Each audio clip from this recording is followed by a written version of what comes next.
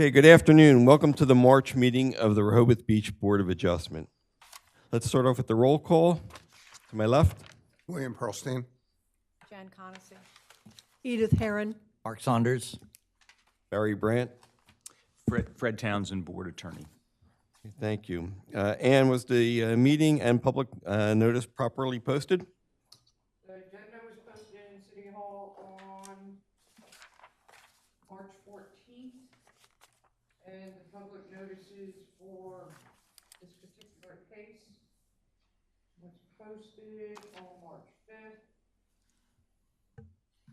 published in the Cape Gazette on March 8th and March 12th, and Delaware State News on March 8th and March 10th. Signage was posted on the property, and mailings were sent out to property owners within 2 weeks. That's all I have. Okay, thank you. And I noticed there was no correspondence on this case, correct? And nothing came in this morning? Okay, great. We do not have any minutes to review today and vote on, but I believe we have notices of decision. That's right. The decision relating to 347 Hickman Street has been circulated to the members, and they've executed it, those that were present, and Ms. Womack has the decision, and she will be filing that. The remaining decision from last month is available in draft. I'd like to pass out a copy of it to the members and ask that they respond at their convenience as to whether it is acceptable to be issued, and if so, they could each give me their authorization to sign it. You don't need it. Yep. Perhaps the town clerk and I will issue that one this week under our signatures. Okay, thank you. I do not believe we have any old business, so let's move into the new business today. This afternoon, we have one case on the calendar. This case is a area request for variance related to the FAR. As people know, the board will apply the appropriate quick check factors that Delaware law recognizes as guidance for Board of Adjustments. Before we get started, I'd like to let the public know that the board may use electronic devices on occasion. The personal devices being used allow board members to look at any detailed drawings, but I know Vince has detailed drawings up here on the screen for us. I just want to let everyone know that the board at no time will be utilizing the device to communicate with anyone. And today's case is 123 2nd Street. So ask the applicant to please come forward. You're going to step? Okay. No one wants to take the fun seat. Well, we have a bunch of folks that are going to be witnesses, so I'll okay. just bring them probably Thanks, up to Vince. the podium. Yeah, it's easier. Okay. Under Delaware law, an applicant for an area variance must prove that the requirements create an exceptional practical difficulty. To determine whether the exceptional practical difficulty exists, the board must weigh 4 factors. Number 1, the nature of the zone where the property lies. Number 2, the character and use of the immediate vicinity. 3, whether removal of the restrictions on the applicant's property would seriously affect neighboring properties and their uses. And 4, whether failure to remove the restriction would create an exceptional practical difficulty for the owners in relation to the owner's efforts to make normal improvements to the property. This standard is satisfied only when the difficulties alleged by the owner are practical rather than theoretical and exceptional rather than routine. Everyone who chooses to speak today will be required to give their testimony under oath. I will ask our attorney, Mr. Townsend, to administer the oaths. We do not have a court reporter today, so everyone speaking, please talk directly into the microphones. Keep your voices up, and if any time anyone has trouble hearing, we just ask someone raise their hand or just call out, and we'll correct it. And today, is there anyone, Vince, going to speak on behalf other than yourself? Yes, there'll be 3 witnesses. Okay. Okay, and we did the 200-foot notification. And finally, after the public and the applicants speak, We will close down commentary. The board will then discuss in front of all of you, our thoughts behind this. So today, we have a request for variance, and I'm going to let Matt do this one because it's right in his building. It's in his building report. So we'll go right over to you, Matt. Thank you, Chair, and happy Monday. Before you today is case number 1123-11. The location is 123 2nd Street. The applicant/owner is Rehoboth Hotel LLC, 405 East Marsh Lane, Newport, Delaware, 19804. Representative today is Mr. Vince Robertson, Esquire. And the subject of today's meeting is the applicant seeks relief from the following code section.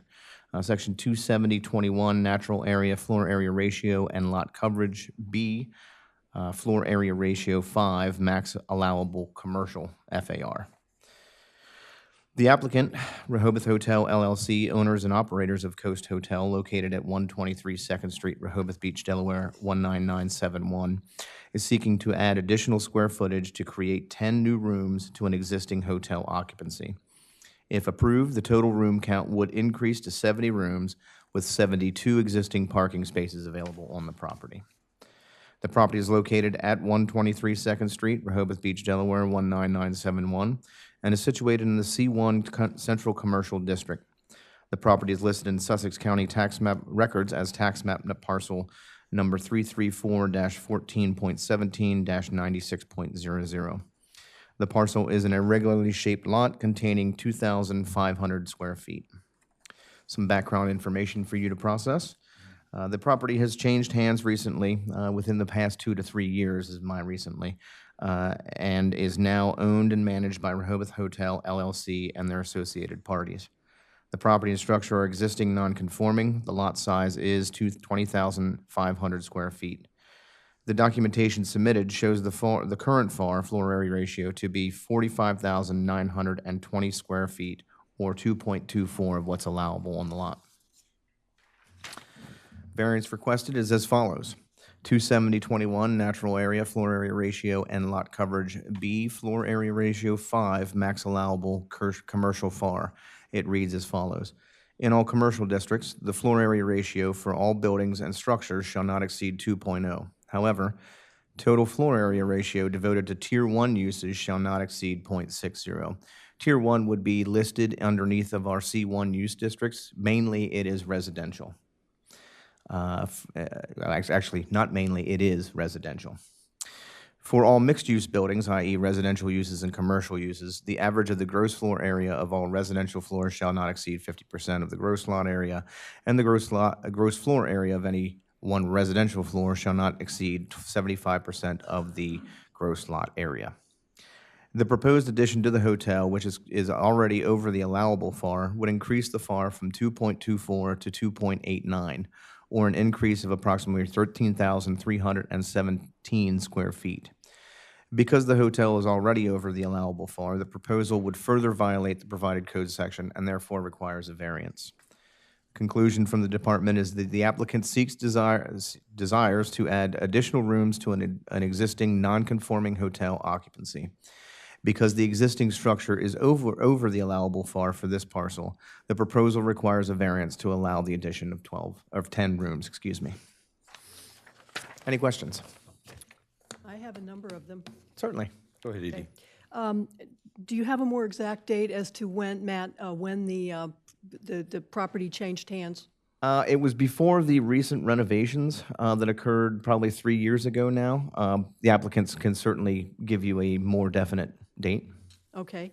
And then do you have any, and any of these that you can't answer, of course, I'll ask the applicant. Do you have any knowledge of why there are 2 letters from Vince, one for 10 rooms and one for 12 rooms? I do. With the same exhibits, pretty much. Yeah. There's some differences. Yeah, sure. So when the applicant first submitted this application for the variance request, in my initial kind of review of the application, I noted that only 72 parking spaces were available, and there was no proposal to create additional parking spaces. Okay. So I pushed back to the applicant and said, hey, you might want to address this either reducing your number rooms that require parking, or include in your variance request an additional request for the parking variance. I see. And they did not do that. They actually, so the original submission was for the 12 rooms, and they decreased to 10 rooms. So what we are dealing with is the 10-room Yes, ma'am. that's listed, okay. That's correct. And a question, is the 2.24 FAR accurate as much as you know? Yes. The current one? Yeah, it matches what was submitted as far as for construction permitting that happened 2-3 years ago, roughly. And then another corollary then is, how did that come about that they were granted 2.24? Was that by the Board of Adjustment, or?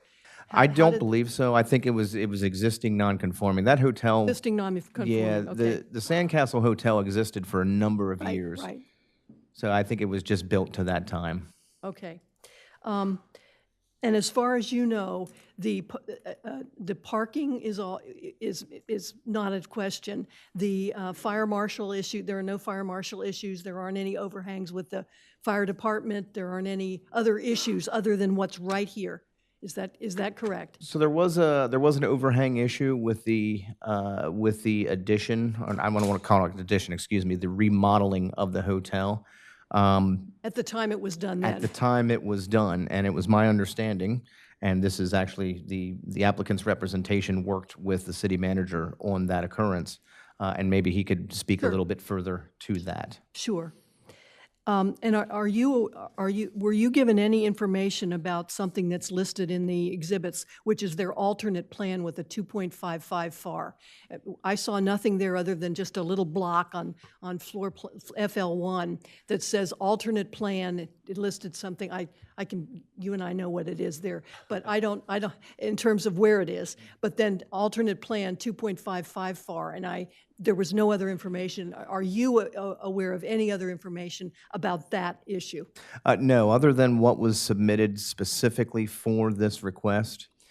It may have contained other information into that documentation, but this was the nature of the request. So I focused solely on that. If the applicant wishes to maybe have an alternative, maybe the representation can speak to that. Okay. And there are 72 parking places that exist currently, is that correct? Correct. And it's still true that they're not planning to add any additional parking, is that true? That is correct, not with this application. Not with this, okay. Those are the questions that I have for the building inspector, perhaps other members have. Yeah, I have two questions. So it's Certainly. following on Edie. We noticed the dates of the submittals were November 16th. Is that, we're here now in March. Is that the 12 versus 10 the cause for our delay as to why we're here in March versus, would have been in January? Certainly, that's a great question. It was that coupled with my absence as well. The applicant, because I'm very familiar with the Sandcastle Motel and the construction process that occurred with it, I was out for various trainings leading up to now. So that the application request as well as my absence for training is what brought us here Okay, today. thank you. And one last question. During the first renovation, there was nothing to the extensiveness of the renovations that would have triggered the FAR variance at that time. Is that true? That's correct. Okay. All right. They were my questions. Jan, Did you have a Bill? question, Bill? No, there was a second letter, Yes, which is what asked for the 10. I just noticed, Vince, it's got the wrong year on it. well, So it was just a typo that everybody makes at the beginning of the year. I just wanted to note it so that the record correctly states that that letter is actually February 2024, not February 2023. but the subsequent pages, all at the top of each page say November 16th. So there's a lot of disconnect in terms of the package. I think, to be clear, we're operating on your February 24 Right. letter for 10 rooms, even though there are those mistakes in there. Okay. Oh, this says February 23rd, 2023. Yeah, it should be 2024. Yeah. My apologies for that. That's all right. But what I was saying was, at the top of each page, when the page numbers are done, headers it were not says that correct. all the headers, the word headers are wrong. November 16th, it says. Anything else, Bill? Barely run a PowerPoint. Okay. so- Go ahead, Jan. But we need to correct the record. Dennis types like I do. Just ignore the typos. I guess a question I have, Matt, is if there is an overhang that overhangs not their property, how did this happen? I mean, wasn't that in the building plans? I mean, wasn't there surveys turned in? How does that happen? So there was through the reconditioning process, we'll call it. The what process? The reconditioning process of that hotel. Interesting way to put it, yes, okay. There was some conflict with property lines, with ownership, and the plans submitted were submitted to what the property was shown as owning. The overhang was constructed according to plan. It was discovered that it was overhanging the actual property line, and at that point, it was out of my hands. It went to a higher authority, if you will, at that point. Well, of course, I remember very distinctly when the hotel was renovated because it was in the middle of the summer. It And was. that's the area that I use all the time, and I never understood why it was renovated in the middle of the summer and how they got approval. But be that as it may, are the 72 parking places, would they meet today's requirement for parking place size, the length and the width? I believe so. You don't know. I don't have any documentation to show me sizes, but the plans that were submitted for the reconditioning were all code compliant. Okay, and how about the turn lanes? Everything Fire was- trucks and everything in there? Everything was as existing. It can remain as existing, and unless they were to tear, say, 50% of that hotel down. Now, I understand that they can remain as existing. What I was asking was, would it meet today's criteria? I would have to verify exactly. I don't have that information presented into this plan, but it would need verification. So I couldn't I couldn't say yes or no today. Okay, all right, thank you. Matt, I have one. Looking at the new addition plan, there are rooms that are not bedrooms, so there's no parking requirement for those, is that right? That's right. If it's a storage area or housekeeping or something of that nature, housekeeping would probably trigger some parking needs. But anything storage, one room obviously for the hotel room itself, and offices would require parking, et cetera. There's a whole list of our parking requirements, obviously in our code section, and all of those would be reviewed depending on what plans were submitted to, for the allowable construction, should you vote in favor of today. Am I correct that our planning commission is looking into increasing those parking requirements for hotels? Has that been resolved? Or? It has not been resolved, but they are looking at increasing the requirements. And if that were the case, there would be fewer rooms in this request? That is correct. I believe that's correct, yes. Okay, that's all I had, thank you. Okay, I think that's it for. I have- One Yes, I follow-up? have something else. Another thing, Matt, that again, maybe I need to ask the applicant, but do you have the current square footage of each of the levels? We were given carefully the square footage of the changes, or what it will be, but I don't have a way to compare what it is. Do you have, like, that for the 5 LL, FL 1, 2, 3, 4, do you have the current square footage of each of those? Do you I would have that? to refer back to the construction plans that were submitted, and those were the true documents. These are, you have to keep in mind that these are merely representations of what the applicant would like to put in. Right. I would do a more formal and cursory review of the actual construction documentation when it's submitted. So you have to take these with a grain of salt because they're pretty pictures, if you will. I understand, but I was asking you, maybe I didn't make it clear, what exists right now? How many square feet at the lower level? How many square feet on floor 1? Certainly. I understand the others are best guess kind of things. Yeah, so I would believe the applicant at this point. However, I would still like to go back and reference both documents to each other to make Okay. sure.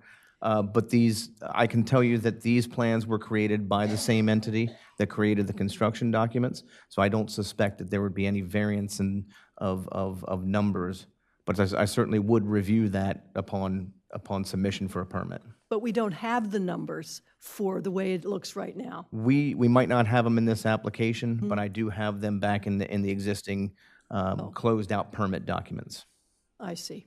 You want him to get them? Well, I think that would be good for us to, as a comparison at some point. Perhaps I don't want to hold us all up right this second, but if we take a break, maybe that could be something that, Matt, would that be something that you could locate without too much trouble? I could certainly try. All right. Well, I don't want to hold up the whole procedure, but I think it's important to know where we start and where we think we're going, so we understand what's the difference between.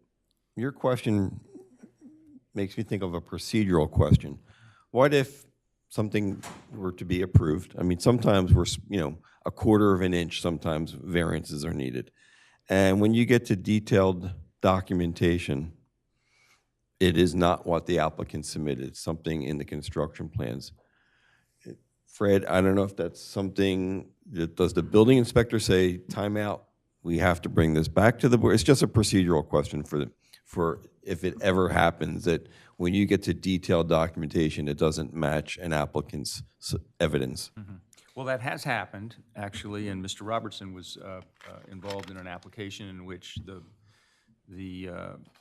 once an effort to go ahead and pull the appropriate permits was engaged, it became apparent that there was a discrepancy between the results of a survey that were submitted in support of an application versus a survey that was done later. I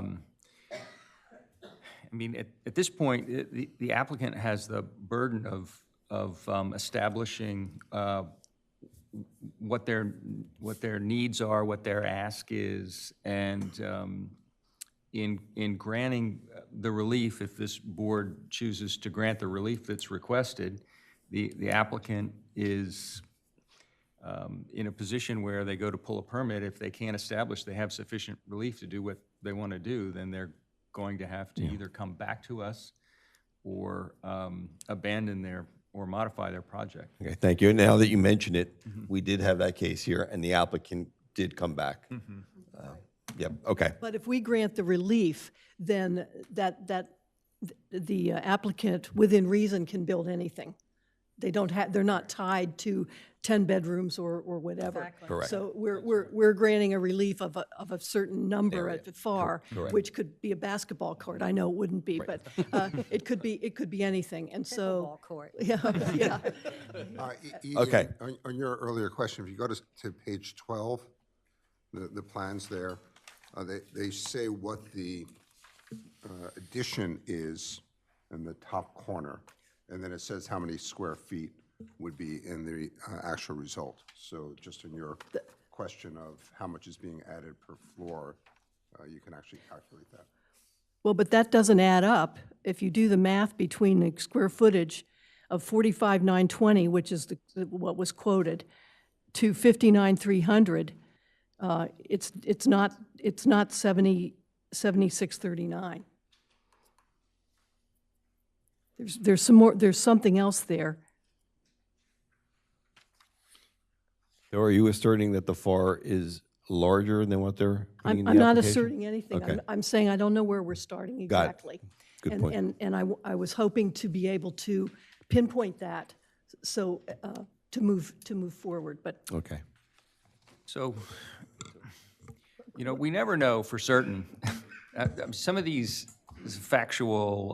factual background issues are, I think the board really is just in a position where it has to rely on the representations that are made. There does not appear to be a discrepancy between the building inspector's view of this versus the applicant's. I think the applicant is in some degree of jeopardy if it turns out that they've underrepresented the square footage of their project, and that becomes revealed during the course of the issuance of a building permit. They may or may not be able to go forward as they want to, but we'll give Mr. Robertson and his crew a chance to answer that particular question. But I think it's a difficult task. Or I wouldn't want to put the responsibility on the board to come to conclusions about square footage that where that responsibility really lies between ultimately the applicant and the building official. So I take away from that, thank you, Fred, that the knowledge of once approval, if it's approved, that when Matt gets to the actual construction plans, if something's not correct, it would trigger. But I understand where Edie's coming from. We don't know where we're starting, but if there was something that is over the FAR that perhaps would be granted, it would trigger timeout. You can't move forward. Right, to clarify just a sec, 45,920 square feet, which is what's stated as the, I believe, as the current, and then the new one that's being requested is 59,300. That's the difference between those is 13,380 square feet. But if you add what Bill suggested, which I had done too, Bill, on page 12, the building addition, you get there's 7639. So there's 6,000 and change square feet that I don't see a connect. So I was going back to the basics of numbers, which is what I do, as you guys have seen, and trying to figure out. And so that's where we are, and that I'm just clarifying how I got to the question. Okay. So can I ask something to Fred? Because my understanding is, if somebody comes in, I'll use a house, because that's 3,000 square feet, a house is a house, you know. So if somebody well, actually, it isn't a house, if you count the basement or don't count the basement, as we learned last month. So if we're asked to grant a variance based on a square footage that is not the correct square footage, that makes me a little uncomfortable, frankly. I think we should know exactly what the square footage is now and what they intend it to be, and then what the variances is they're asking for. And it shouldn't be left up to, catch as catch can. I think we need to know that. Well, I mean, I don't see any reason why there isn't an accurate number for us today, frankly. well, we don't know that we don't have an accurate number, and if this group is not comfortable going forward after, I think, giving the applicant an opportunity to address these issues, then maybe a pause and Mr. Janis can check his file and see if he can confirm any of this. None of this will eliminate the possibility that there might be some kind of buried error that no one could have found. And I will say that the board has on several occasions, this particular board on several occasions has spotted issues that were relevant and important to deal with during the process of deliberating over applications in the past. So I don't want to suggest to you that you shouldn't scrutinize these applications any more carefully than you do, or as carefully as you do. So I commend you for that. But I would suggest that we give Mr. Robertson a chance perhaps to explain, and then if we have continuing doubts about the square footage that are significant, then there might be an opportunity to confirm before we vote. Let's proceed. And Matt, if you want to go look, but if you don't feel you need to be here for Mr. Robertson's presentation, if you wanted to look for that information, that's up to you, or we could take a break. I would prefer that he hear. Okay. Then And I would just like to add real quick before Vince starts, two things. Number one, remember, and Fred, correct me if I'm wrong with this, you can grant with conditions, We know that. right? And then aware. number two, this variance request is for up to this whatever the floor area ratio may be. So the applicant may very well come in later with 1,000 less square footage. I just want to be sure that that we is part understand. of. Correct. Okay, thank you. Okay. All right. Spirited conversation. I'm Vince Robertson with Parkowski, Geark, and Swayze, and I'm here on behalf of the Rehoboth Hotel LLC, which owns Coast Hotel. Rehoboth Hotel is a wholly owned, well, more or less, it's owned by Harvey Hanna, which is a fairly well-known company in Delaware and I guess the Mid-Atlantic region, and they do have extensive hospitality properties. This is not their one and only hotel. I'm here today with Will Harvey. He's of the Harvey Hanna family, hence the last name. He is here on behalf of Rehoboth Hotel. We have John Fannin, who's the COO of Harvey Hanna. I have Murray Dingwall. I was thinking of this when I was lining this up. for whatever reason, I tend to get the international folks. You know, I had had somebody watching from Paris last time I was here. Well, Mr. Dingwall has come all the way from Scotland to be with us today. And wait till he starts testifying, because you could just listen to him for hours. So. Vince DeFonso of TKO Hospitality. They are the operators of the hotel. We have Mike Kennard, who's the general counsel of Harvey Hanna. Mike Nash, who was involved in the construction of the project pretty much from day one. And then Craig Johnson of North Star, who was the contractor and also was involved in the plans. Before I get to my presentation, a couple of the questions, just to get those out of the way. The date of purchase was November 21 of 2021. Mr. Dingwall tells me that. There was a question about that alternate FAR of 2.55. That was on there not as an alternate plan. We put that on there, and I don't know, in hindsight, maybe it wasn't all that helpful. And we'll get to this, but if we had built this hotel from scratch today, all the parking would have been underground. So what we wanted to do was just come up with a FAR if the parking had all been underground, and it would have dropped to 2.55 with the new addition. The parking spaces, that leads to how we got to where we are today and the issue with going from 12 rooms to 10. When this project, when the renovation started, we ran into some substantial issues, which again we'll get to. And so there was the conversation that was ongoing. This is going to cost a lot to fix, and how do we address that? And one of the constraints, really the primary constraint, was parking, the existing parking, because this is an existing hotel. And we had 72 parking spaces. At the time that conversation was happening, the parking code said that for a hotel it was 1 space per room plus 2 for a resident apartment, a resident family. I can't remember, it was resident apartment, let's say. We didn't have a resident apartment or resident family, so under the prior interpretation, didn't need those 2 additional spaces, which would have gotten us to 12 rooms. While all this was going on, that code got changed. I guess the Planning Commission is looking at additional changes, but in 2023, that code got changed, so it was 1 for 1 plus 2 spaces for every hotel. So that's what dropped us down from 12 to 10. And Matt brought that to our attention. And it was kind of fortuitous. There's a couple different things that led to why, it was filed back in November or whatever, and we're here in March. That was one of them. There was a notice issue that we just decided out of a, discretion being the better part of valor, we'll take a step back and not deal with any notice issues. Matt was out of town. That gave us a chance to correct it to the 10 rooms, and that's where we are today. The overhang, that's one that, we were renovating I could speak this afternoon, renovating an existing hotel building. And at the time all this was happening, and particularly that wall was the subject of substantial structural issues that got rebuilt. Nobody was aware of the encroachment with the fire company.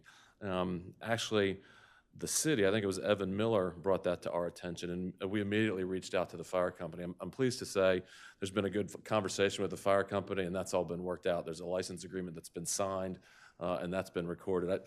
I have the license agreement if you want to see it. One of my slides shows that it's been signed. So at this point, that's a non-issue. One of the things in that license agreement on our survey, it showed that the overhang is, virtually less than an inch up above, so the wall goes up, and then there's I think it's a parapet or whatever the right term is. It's that parapet that overhangs 2 stories up by a little bit.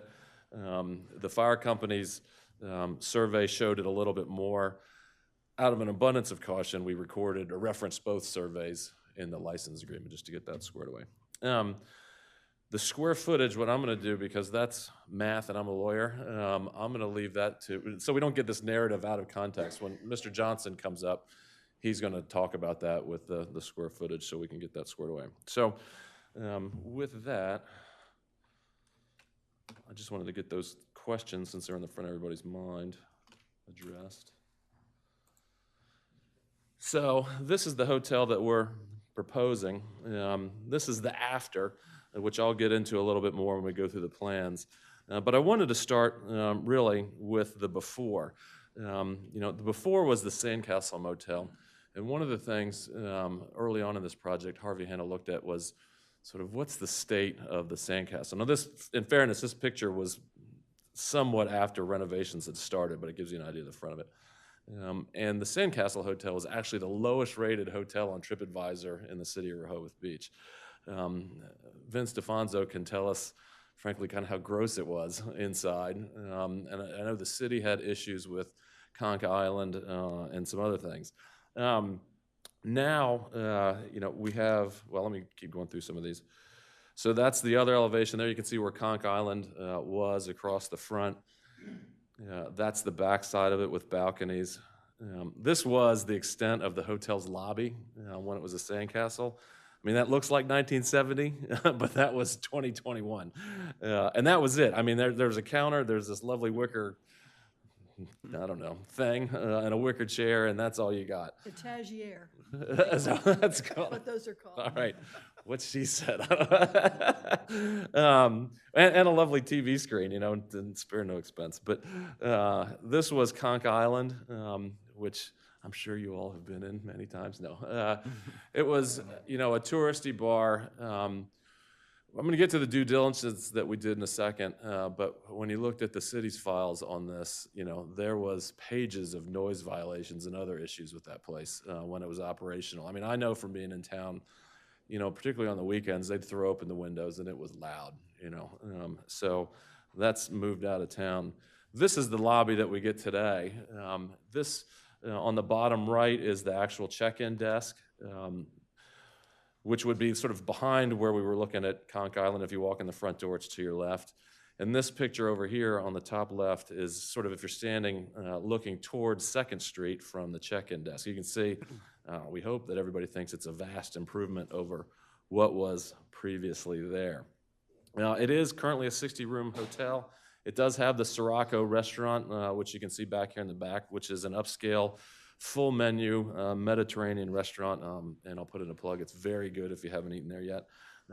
I didn't show the pictures, but some of the amenities, or the other major amenity, includes a pool, which was the Sandcastle's pool, but it's not gross anymore. They've really renovated it.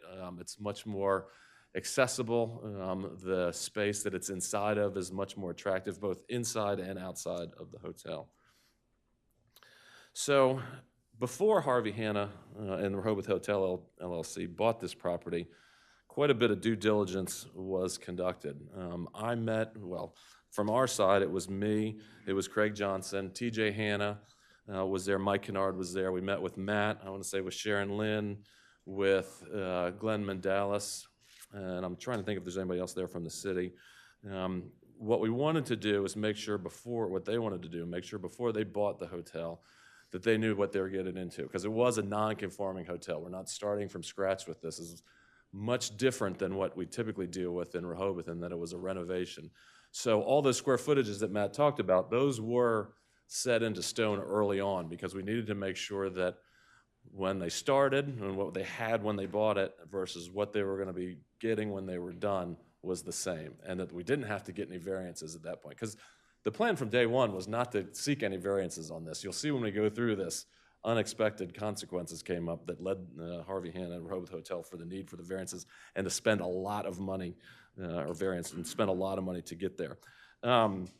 It turned out, we thought that the Sandcastle was a distressed property operationally.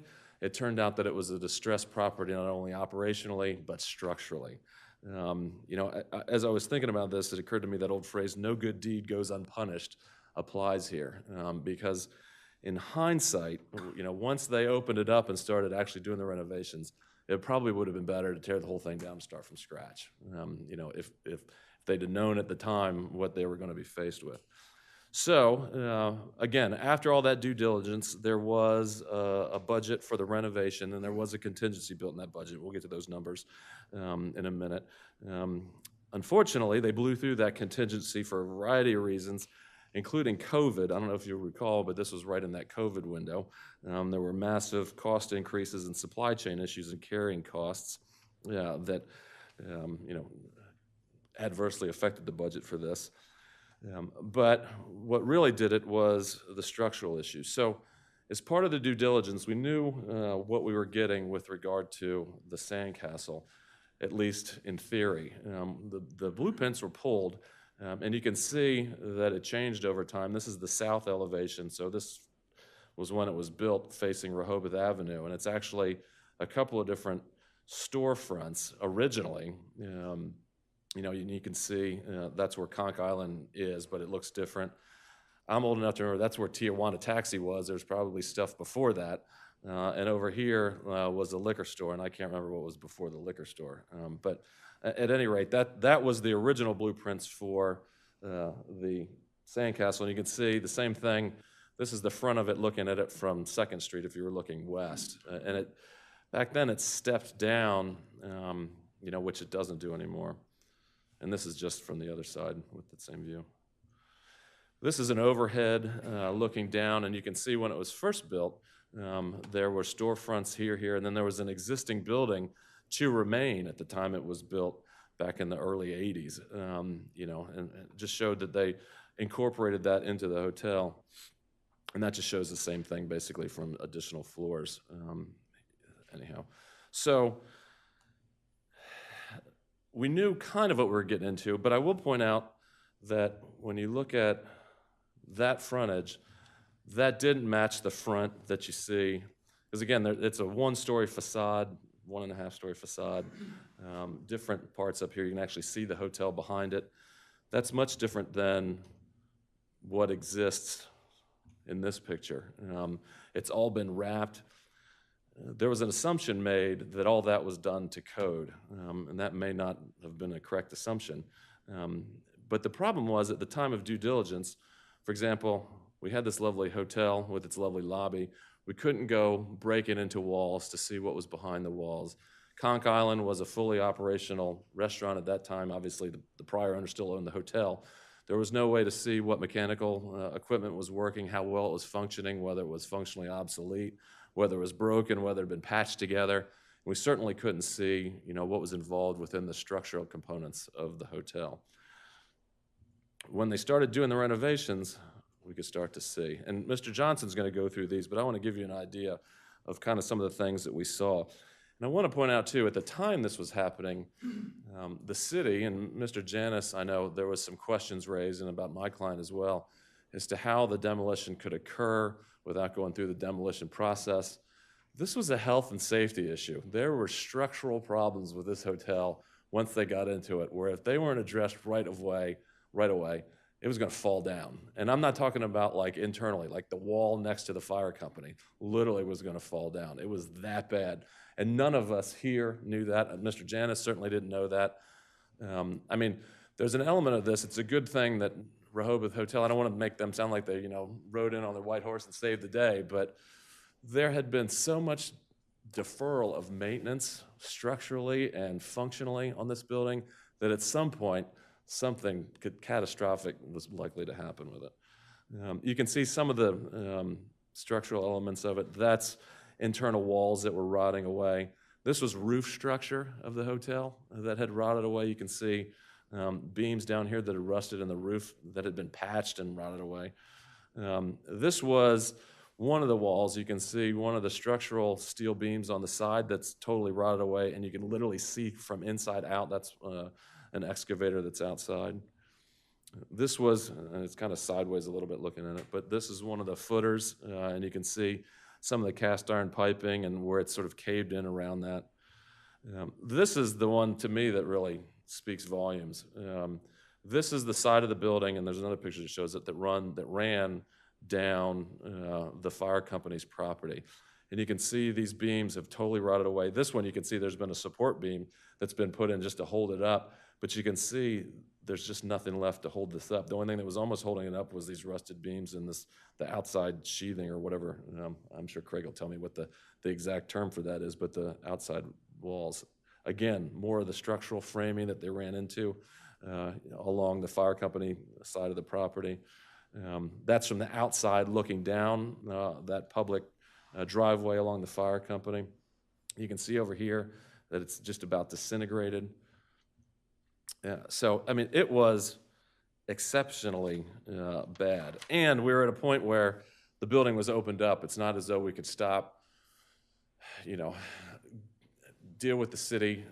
Well, we did deal with Matt, but we had to get this down before it collapsed and then get it rebuilt. And one of the things that Rehoboth Hotel did is they didn't just rebuild it to kind of get by. They rebuilt it better. For example, Mr. Johnson's going to explain how this wall was rebuilt much more substantially than, well, than's required, let alone what shows up in those pictures.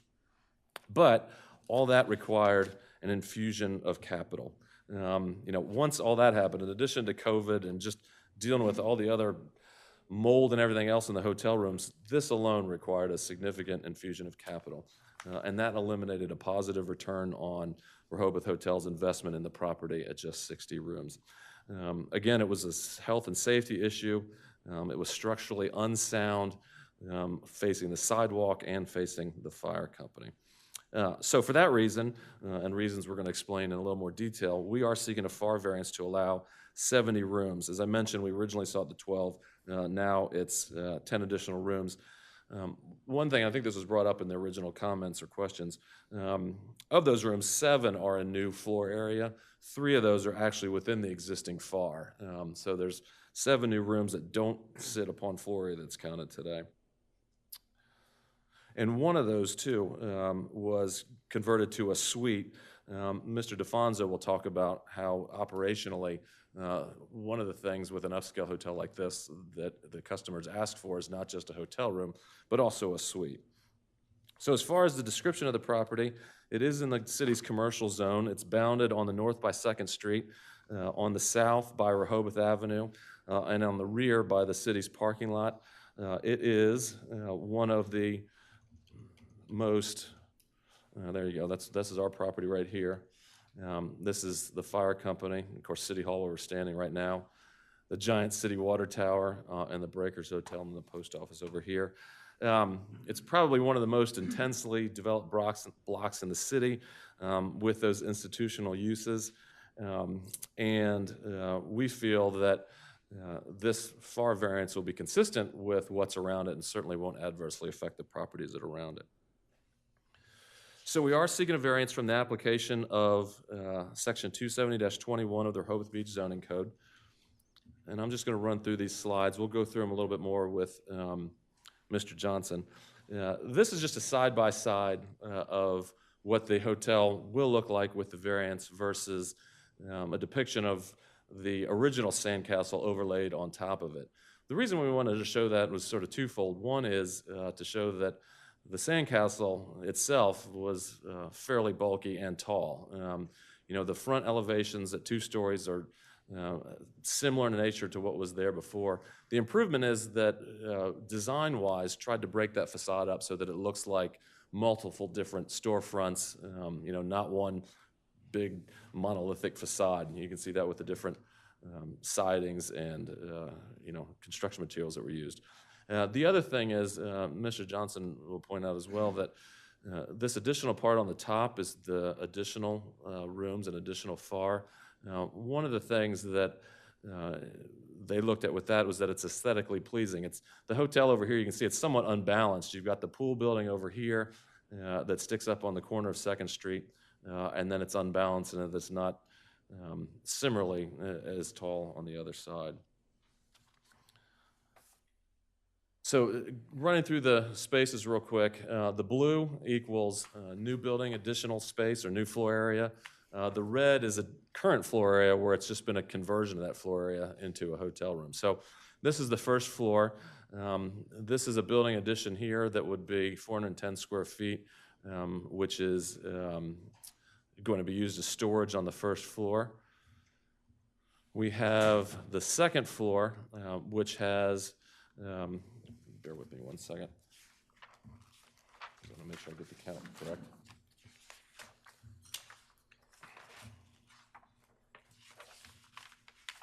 The second floor, which has 6 new rooms, and the pink shows 2 existing areas that will be converted into rooms. So that's not part of the variance. That's existing floor area. This is part of the floor area that drives the variance. And I would point out, too, that all of these blue rooms are within, this is the second floor, these are all within the existing facade. So visually, there won't be any noticeable increase in bulk from those from Rehoboth Avenue. The other thing it adds, too, which there's not a great space for it now, is a staff room on the second floor. So that's not public space, but there is a staff workroom and break room right there. The third floor adds the suite up here that we talked about. It does add storage here on the back side of the deck up top, which I think is useful. We have to store all the equipment that's outside during the off-season time of the year, so that's convenient for that. It can't be a hotel room just because there's not enough room for beds and a bathroom and all that sort of stuff. There's additional storage here and here. There's existing floor area here that would be converted into another hotel room. And then at the very top on the fourth floor, there's an additional room that's off that stair tower that would be 2 queens right there. And again, that's additional floor area right there.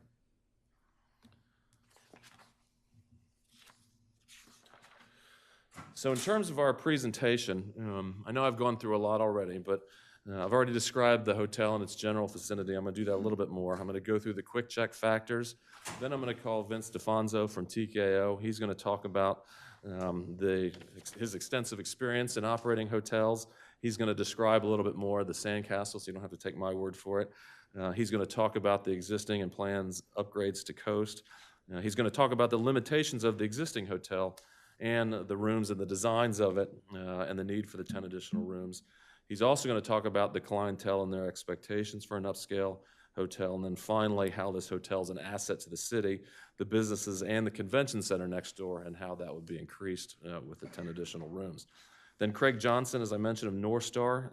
He is the contractor that's been working on this since day one. He's going to describe, again, the details of the hotel building and what they found and the need for the variance, including the structural and safety issues that they ran into. And he'll also talk a bit about how the hotel would never have been built like this in the first place. One of the main things is we never put above ground parking in a hotel today. It just doesn't make sense because that counts towards FAR. And then, as I mentioned, Murray Dingwall all the way from Scotland.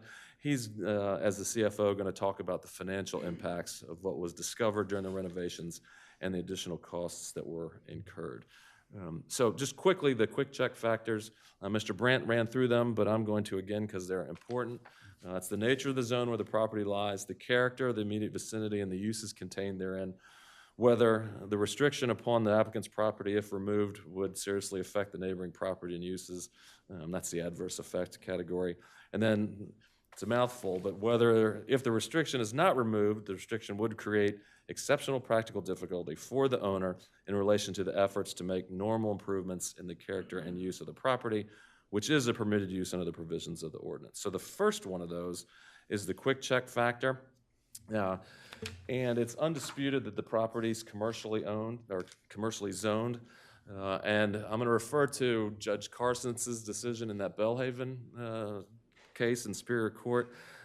He said that hotel and retail uses are consistent with the commercial zoning classification of the property. That's somewhat stating the obvious, it's commercially zoned, but that was in there. So that first element is probably the easiest one to tick off. It's been satisfied. The second one is the character of the immediate vicinity and the uses contained therein. I would say that Judge Carson's finding in Belhaven applies equally here. He held that the character of the immediate vicinity near the property and the uses contained therein include restaurants, hotels, parking lots, and retail uses. That's basically the same as what we have. We have behind us, to the north, the Breakers Hotel, which is a 98-room hotel that has a much larger footprint than ours. It has balconies and outdoor walkways. It's actually 5 stories at one end of it. We have the fire company, which is next door, immediately to the west. There's the fire lane. That's the fire company's property, although I think that's used by the public frequently just to get back to the public parking lot. You can see right to the rear of our property is the giant water tower that's between our property and the Breakers. We have over here the post office, which is across the street, and again, the building we're standing in, which is City Hall. All of those are intensively used properties. I think when you look at the footprint of them, I mean, the Breakers is much larger than what we're talking about. City Hall is definitely much larger. We have the public parking lot here that's full all the time. We have the fire company that's actively used by, certainly the Rehoboth Fire Company and also the activities that they have there, and the water tower. The 10 additional rooms and this hotel are certainly in character with the existing property. The third quick check factor is whether if the restriction upon the applicant's property were removed, such removal would seriously affect adversely the neighboring and adjacent, or neighboring property and uses. Again, I don't see how there's any adverse effect on any of these properties. You know, we're consistent with all of them. Again, they're large, big buildings, mainly institutional ones, although there are 2 hotels, so we're consistent with the hotel to the rear. And again, as I showed you with that side-by-side, we're even somewhat staying consistent with the facade of the Sandcastle hotels that previously existed. I would flip that around, candidly. Had the Sandcastle Hotel stayed there, that would have probably had an adverse impact on the neighborhood more so than these renovations or these 10 hotel rooms would. Certainly, it was, as I mentioned, the lowest rated hotel in Rehoboth, and there was no infusion of capital to keep it going or improve it or renovate it or do anything else. And as we mentioned, once we got into it, it was ready to fall down in some points. And hopefully, I think, Matt, would you agree it was in bad shape? Yeah. The fourth quick check factor, and I'm not going to read it again, but that's the exceptional practical difficulty factor. This is the one that's the most significant. And I'm going to go back to Judge Carstens and his Belhaven decision on this, and quote him at page 15 of that decision. He mentioned that the Supreme Court of Delaware concluded that the inability to improve one's business or to stay competitive as a result of area limitations may qualify as exceptional practical difficulty that would justify granting the variance. Here, we needed to improve upon the Sandcastle Hotel and stay competitive as an upscale hotel in Rehoboth Beach. But more importantly, we need the area limitation variance to improve the business, to cover the infusion of capital that resulted from having to fix all those unknown structural issues. Judge Carstens also said an exceptional practical difficulty exists where the requested dimensional change is minimal and the harm to the applicant if the variance is denied will be greater than the probable effect on the neighboring properties if the variance is granted. So on the one hand, there's not really any effect on the neighboring properties. The variance is minimal. We're going from the 2.24 to the 2.89. I would also say it's minimal given, again, the structural and safety issues that we're faced with. And had the hotel been built from scratch, the parking would have all been underground and would not have counted towards the FAR. Instead, my clients inherited what would be considered a bad design today. Yet they purchased and vastly improved the property and again made it structurally much safer and more aesthetically pleasing. This element also brings in economics and compliance with the CDP, and Judge Carstens also referenced that. He said that economics can be the basis for an exceptional practical difficulty, finding that, like here, the case comes down to the exceptional practical difficulty of the applicant paying for the significant cost of underground parking without being granted relief to build to a higher density above ground, such that the redeveloped property will generate sufficient revenue to offset that cost. Now here, obviously, we don't have the same thing. They were going in on the Belhaven with plans to build an underground parking. They knew how much that underground parking would cost, and they came in and said, well, to make this hotel economically viable with this underground parking cost, we need X number of rooms. Here, we actually have known costs based on a known circumstance of a hotel that was ready to fall down. That was the additional cost that we had and we need the variance to overcome. And then also Craig Johnson, he's going to describe that in a little more detail along with Mr. Dingwall with regard to the economics of it.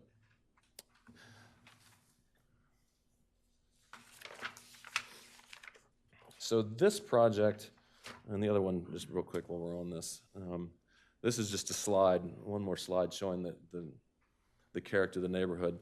This one's a little blurry, at least on my screen, but it's looking down that block, and you can see, or this block, City Hall, which is nearest to us, which is a very substantial building, obviously. Then we have the fire company next to that, and then we have, sort of behind that, looks like a Sposado's truck, the Coast Hotel as it currently exists. But as you can see, hopefully, this variance with the additional rooms on that west end won't adversely affect the neighborhood, and will be certainly in the same context as it, and will continue to be an amenity and attractive building to that corner and also the city of Rehoboth Beach. So again, this project's been in the sights of the city's comprehensive development plan for literally decades at this point, at least generally. Back in the 2004 plan, which is summarized in the 2010 plan and the 2020 plan, in 2004, one of the items was to encourage the creative redevelopment of Rehoboth Avenue and other commercial districts. That was a goal of the city.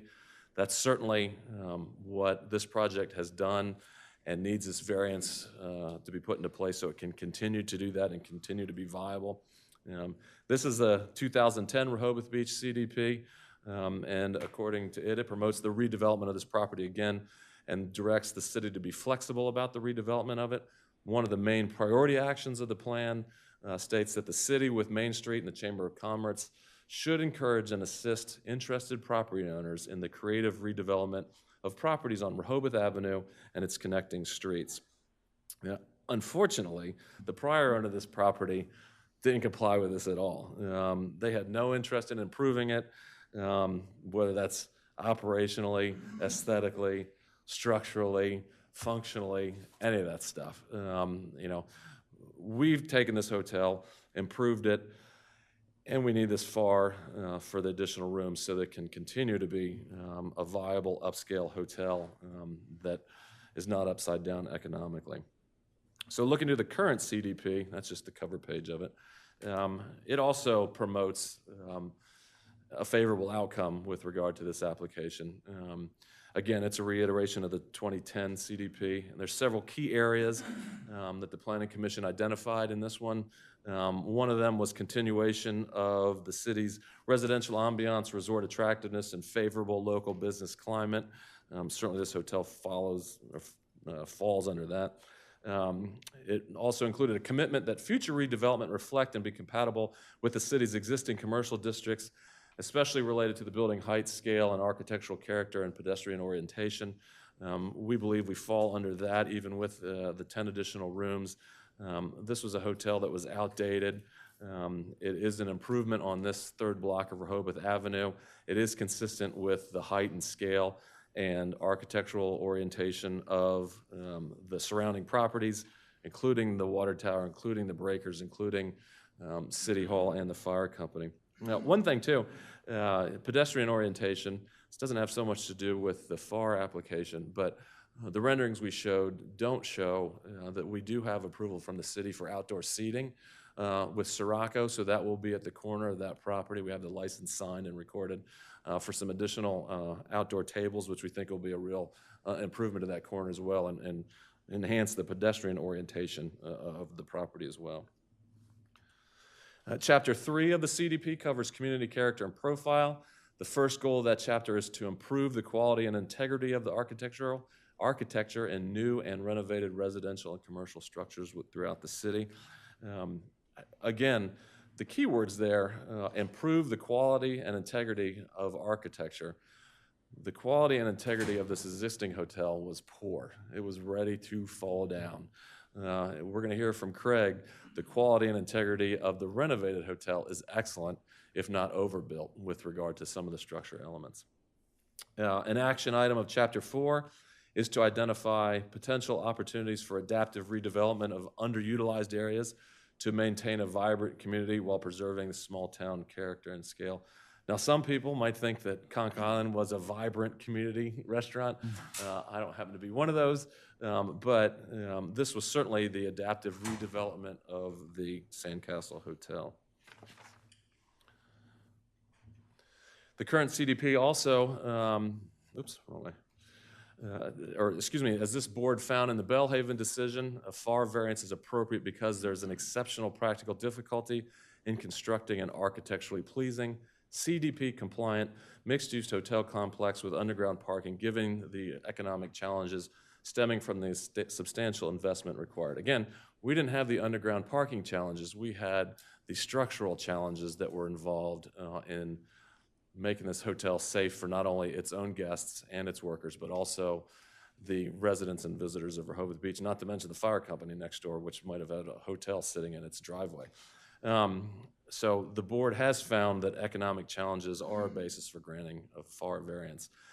And the board has already decided that evidence of desired or promoted development characteristics contained within the CDP, which we just went through, is a relevant consideration in the context of the applicant's efforts to make normal improvements to the property. So again, compliance with the CDP is a reason to grant the FAR variance. And of course, that was affirmed by the Superior Court, which again recognized that the CDP is a relevant criteria for granting a FAR variance. So with all that, we believe we've satisfied the 4 quick check factors, and to sort of fill in the gaps on that, what I'd like to do is have some additional witness testimony, starting with Mr. DeFonso. So Vince, if you want to come up. Vince, before you get into that, but that second paragraph where you state the board has already decided, the board previously decided, okay? That's a better phrase. Yeah. Okay. thank Well, and I realize that, that's always a fine line because, and I agree with this, one board of adjustment decision does not create precedent for another one. Like, Correct. in other words, I couldn't say you granted a variance for such and such hotel, therefore you should grant this one. I'm not trying to make that argument, but I think the basis for considering a variance is appropriate from one to another. So that was the point. And you're aware, Vince, that we're not tied to any past decisions of anything. There's no precedence with the Board of Adjustment, unlike many of the other law cases you might be representing. We need to take each thing by itself on its own. So there's no precedence that we need to consider. No, I agree with that again to some degree. As I mentioned, I think if you say in a case, a Board of Adjustment case, that X evidence is relevant to this type of variance, I think I can make the argument that that should be relevant then in all variance cases. I totally agree with it. I wouldn't ask you to say, you granted one hotel, you need to grant this one. In this case, though, we kind of get that additional layer of coverage because we have Judge Carson's decision that basically took all that stuff that the board did and agreed with it. So Understood. yeah. Not entirely. Okay. So Thank you for the interruption. Oh yeah, no problem. Mr. DeFonso, if you could, well, I think we need to get him sworn in. Yeah. Mr. DeFonso, can you give us an address, please? My address? Yes. 317 Or a business address, whatever you're comfortable with. 31727 Carmine Drive, Rehoboth Beach, Delaware. Okay. Do you solemnly swear or affirm the testimony you give in this proceeding will be the truth, the whole truth, and nothing but the truth? I do, sir. Thank you. Mr. DeFonso, if you could just give the board a bit of your professional background. Sure. Currently, I'm a partner president of a hospitality management company, TKO Hospitality. We manage golf courses, hotels, restaurants in the Mid-Atlantic region. Currently have 8 hotels on the beach here between Rehoboth, Lewis, Dewey, a couple down in Ocean City, Maryland. So Okay. You've heard everything that I've explained. I can't give testimony to the board, but everything I've explained, do you agree with all the statements that I've made so far? I do, very much so. Okay, thanks. What's your role with this particular hotel? I was very involved from the beginning, from looking at it to purchase, to operating it, to the design, to staffing, to coming up with the restaurant concept, selecting the brand, selecting, pretty much overall, a lot of it, not the construction side of it, but surely much anything operational, picking colors, picking beds, all that type of stuff. And I guess describe what you found with the sandcastle at the time you all were looking at Perdora and Harvey Hansen. Well, I have a relationship with the previous owners, still do. Unfortunately, rest in peace, Dick. His boys I've known for years. We worked together in the restaurant association and stuff. So I walked the property a lot, prior to, and they were pretty proud of not spending money there. I mean, they were, some of the comments that were made to me is, we have never changed our beds here. And they were proud of that, though, because they were frugal operators, and that was their business model. Carpets haven't been changed in 20 years, preventive maintenance, looking at HVAC units and rooms and stuff. It just wasn't upkeep. I mean, it was a rundown roadside economy hotel. You heard my statement, too, about the TripAdvisor ratings. Is that fairly accurate? Very true. I'm probably the one who told you that. Yeah, you probably were. I wouldn't know how to find it, but yeah. So flipping that story around, let's talk about a little bit about Coast's operations. there's sort of categories for hotels, I guess, in the industry. Is Coast considered an upscale hotel? It is. And sort of what's that, if you explain to the board what that means? Yeah, I mean, our industry is pretty sophisticated on, I won't educate you in the hotel business, but generally hotels are classified either as economy, a microtel, lower, Roadway Inn, mid-scale, Holiday Inn Express, Hampton Inn, upscale, which would be a Hilton, a Marriott, or luxury. Luxury is Four Seasons, Ritz-Carlton. So, there's no luxury hotels in Rehoboth Beach. There's the other three categories, and we consider ourselves an upscale hotel, trying to desire to reach certain type of clientele. So within an upscale hotel, what's the expectation for room sizes and amenities and that sort of thing? An upscale hotel, traditionally has a full-service restaurant, typically a very nice one. Nicer amenities in rooms, higher thread counts in sheets, more luxurious lotions and robes and slippers and those type of things in your hotel room. So the guest that comes there, who we're targeting, and we affiliated ourselves with Hilton. We're not a hard brand. We're not a Hampton Inn. It's part of a collection of independent hotels. We still have standards that we have to go by. So we want to run it and operate it as that, so we could attract those customers and the Hilton customer who's an affluent customer to come to Rehoboth. One thing I learned when I was talking to Vince was the difference between upscale and whatever the lower rung below that is, whether your lotions are branded or not. So it turns out if you have branded lotions, I guess you're an upscale hotel. That's certainly one part. I just thought that was interesting. So with the clientele that are attracted to an upscale hotel like Coast, what are their expectations in terms of the getting a room there, and the types of amenities? On-site parking for one thing, health and wellness, what sort of thing? Well, I mean, expectations, obviously parking, good location, clean room. People are looking for different, the challenge is there, I mean, just to jump right into it, is they're looking for variations. I mean, people travel are different. Sometimes they travel as a couple, sometimes they travel by themselves, sometimes they travel with their families.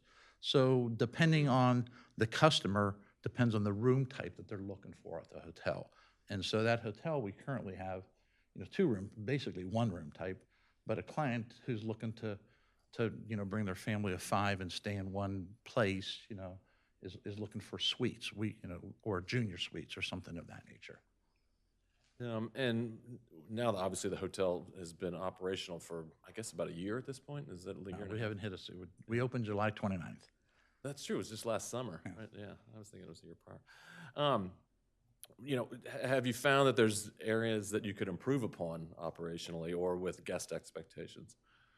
I think it goes back to room types, size of the room. I mean, we knew what we were buying. I mean, we knew the type of rooms. They're all standard rooms.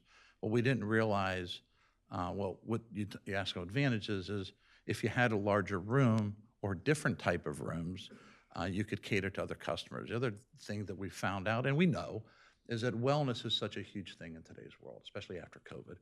As a company, we partner with BB and we do wellness training with our team members right now. But people are looking to have experiences in their hotel rooms. They're looking for some great sleep quality. They're looking for a size to potentially work out. Sometimes travelers don't like working out in public gyms. They like to just work out in their room, do yoga and whatever. So I think those are things that we have been requested upon us to offer to guests that we haven't had the ability to do. And the current rooms are about 300 square feet, the ones that... The rooms are, they're about little 314 to be exact square feet, a little over 300. And is that, again, for this type of hotel, is that somewhat undersized? It's undersized, yeah.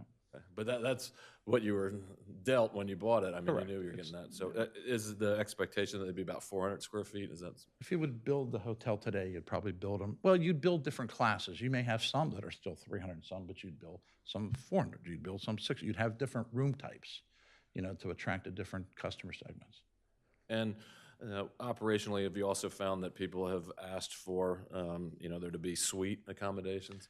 Tremendous amount of demand for suites. And so one of those spaces fulfills that need? A couple of them. There's actually more than one. Okay. There's a couple of suites. Just of different sizes? Different size suites, yeah. Okay.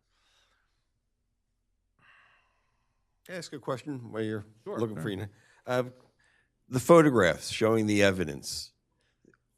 Curiosity, the intention of taking photographs, were you going after the previous owners legally? What's... So that's a question to him, but Okay, I'll hold. Yeah. but I didn't take those photos.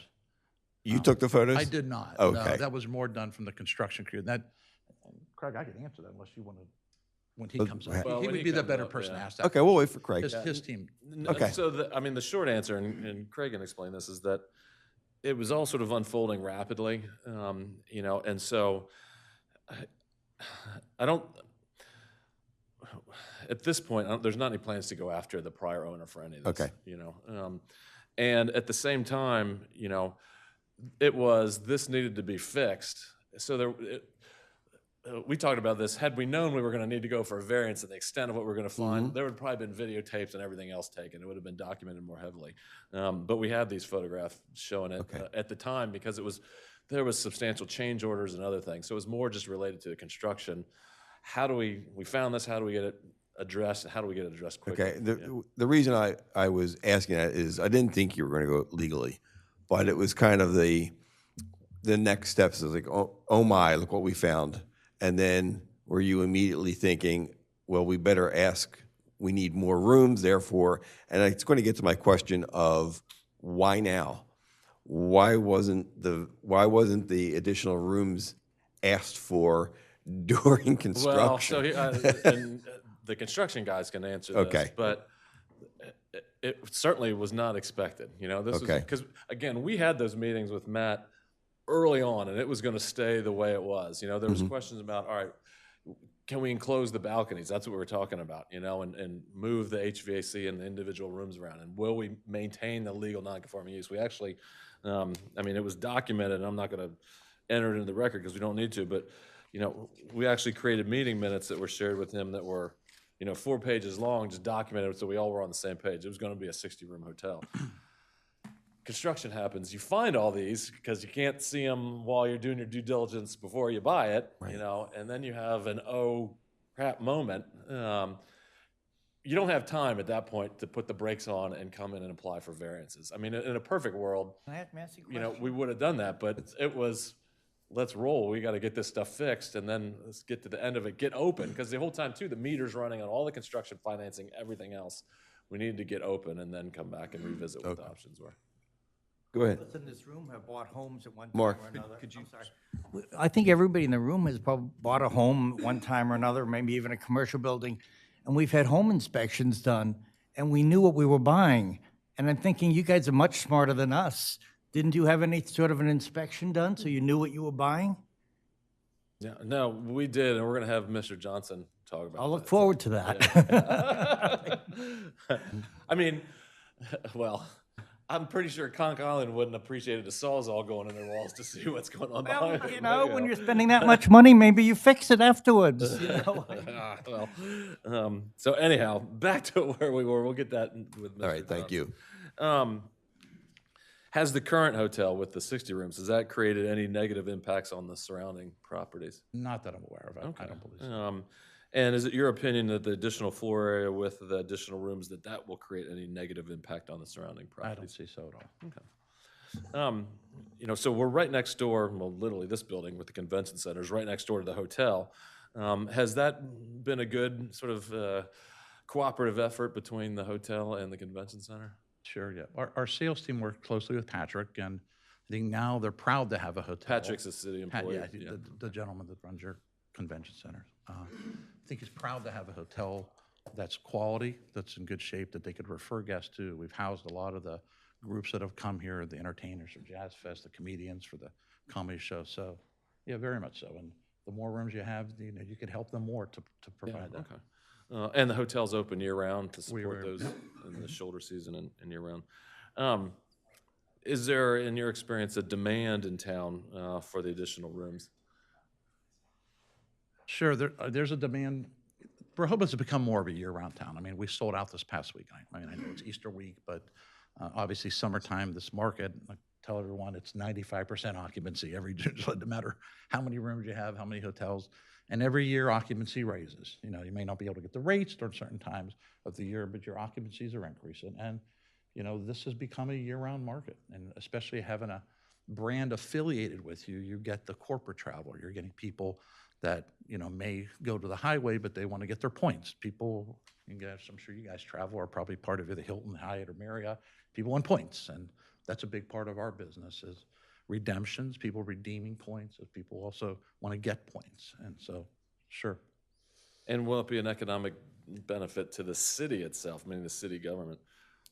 It will. I mean, not tons of dollars, but you get rooming tax, additional room tax from it. We estimated probably close to $20,000 in extra lodging tax from it. Okay.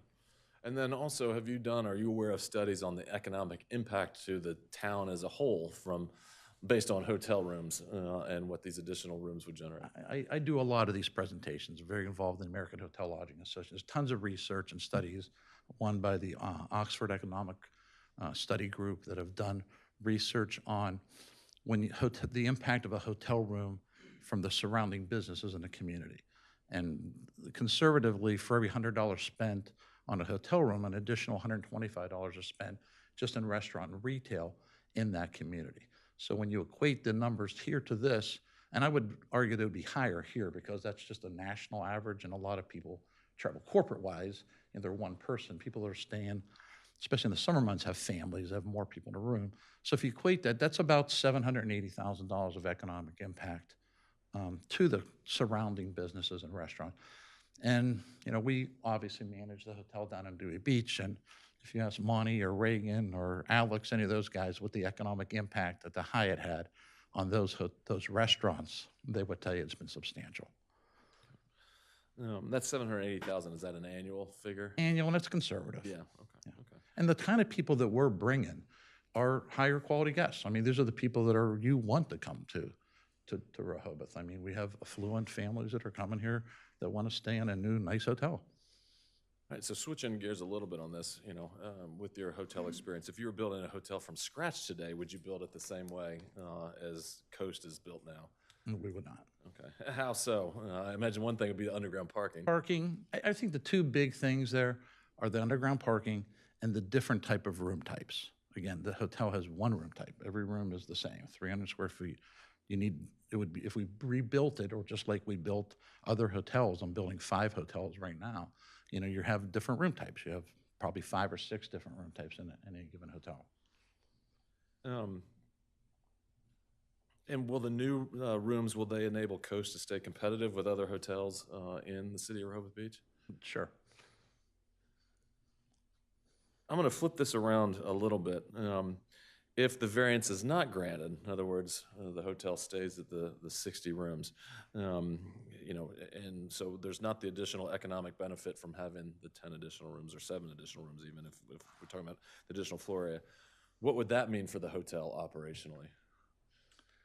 Well, you can't just raise room rates to make it up, because you can only charge so much when you're competing with other products. So you have to, if you guys have businesses, you have 2 ways to make a profit. You either raise your sales or cut expenses. So obviously we would have to reduce cost, maybe reevaluate the restaurant, because the restaurant we knew wasn't going to make a ton of money. It's not the purpose of it. It's to position the hotel to hotel guests that want to pay a higher rate.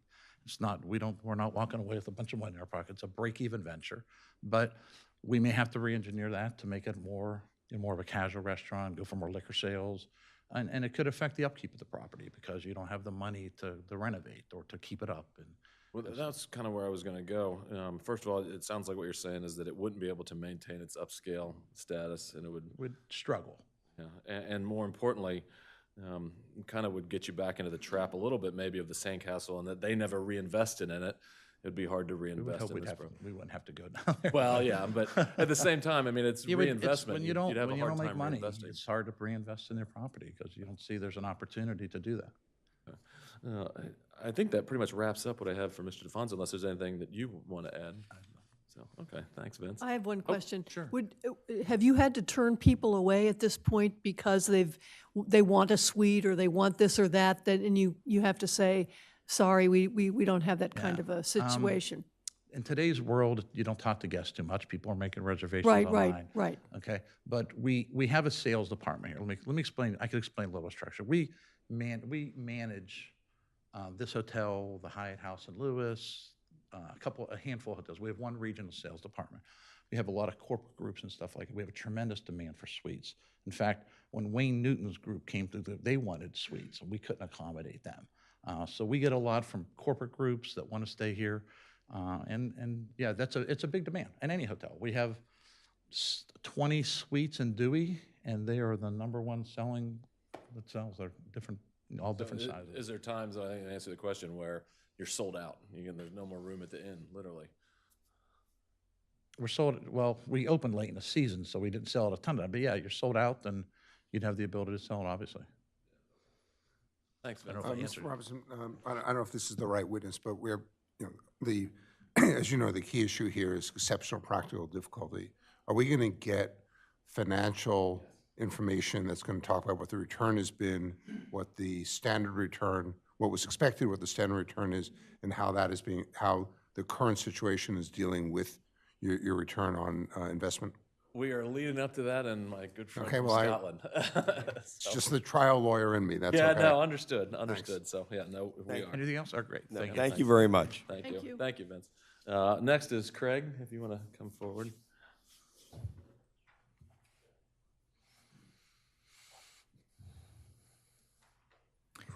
Name and address, please. Sure. Craig Johnson, 5720 Mountain Laurel Drive, Coopersburg, Pennsylvania. Mr. Johnson, do you solemnly swear or affirm the testimony you give in this proceeding will be the truth, the whole truth, and nothing but the truth? I do. And Mr. Johnson. Why don't you pull that mic up, otherwise it's not going to record. Sorry, Vince. No singing. He's done that before, I think. If you could just quickly give some background about your involvement in the construction industry and also building hotel or hospitality projects. So I studied architectural engineering about 32 years ago. Since then, I've been with North Star Construction Management, principal of that company. We do development and or construction of thousands of projects over our lifespan. Hospitality is a big component of ours. We've done 40 hotels, probably development of 40 more. And the same question I asked Vince, you've heard my statements. Do you agree with everything I've said? I do. Okay, so we got the question earlier about the limitations on due diligence. We heard if you had bought a house, you do a home inspection. Why don't you describe what was done and the limitations on what you couldn't do, and whether that prevented you from finding the sort of stuff that we found in construction? Sure. So we did two things. One was we had a certified inspector, come out to do exactly what you said, was to walk the building.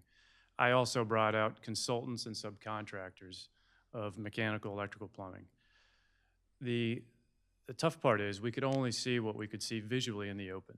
There was nothing in the contract that allowed for invasive procedures to look in walls, look in shafts, open ceilings, and that was just the way the agreement was written. And so we had limited times in the restaurant. There was times where we only had 15, 20 minutes for owners' allowance for us to be in that space for whatever reason.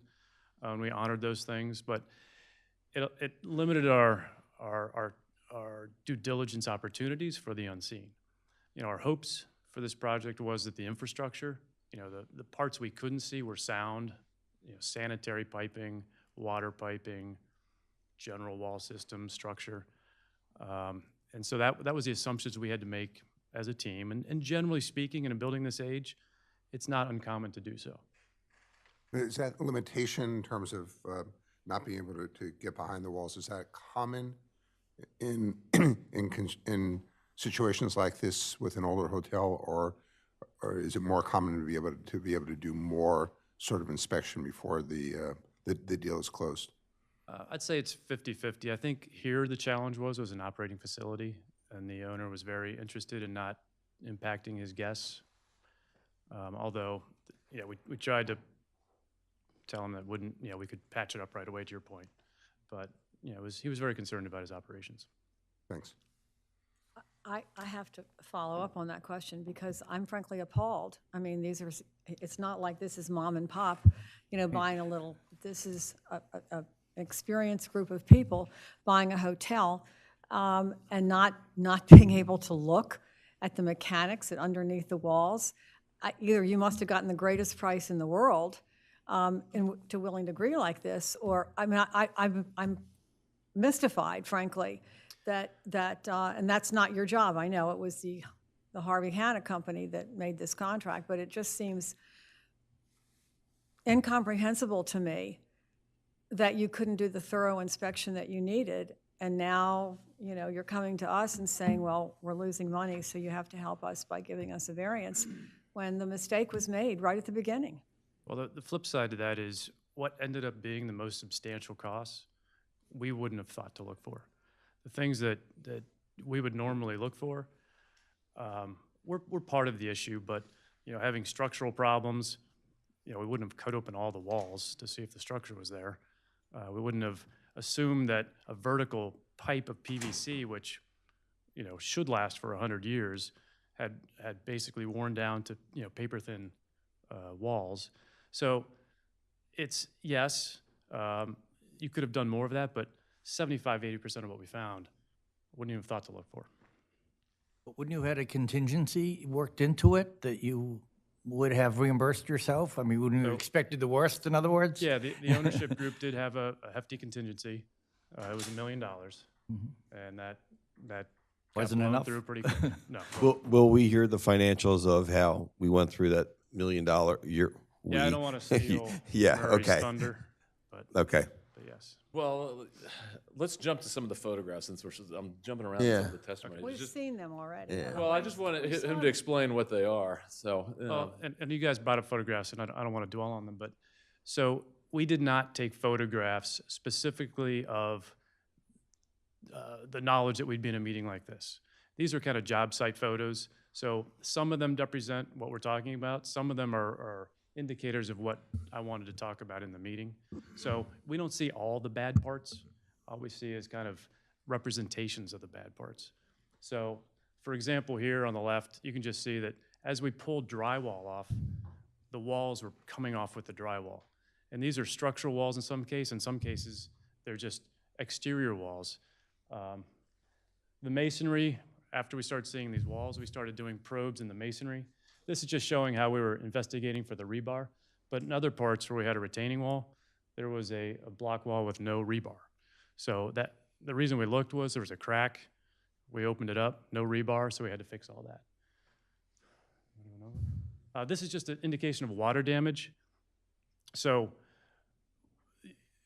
because of maintenance, and some due to the age of the building and how they did things back in the day, and lack of upkeep, water was the main source of a problem here.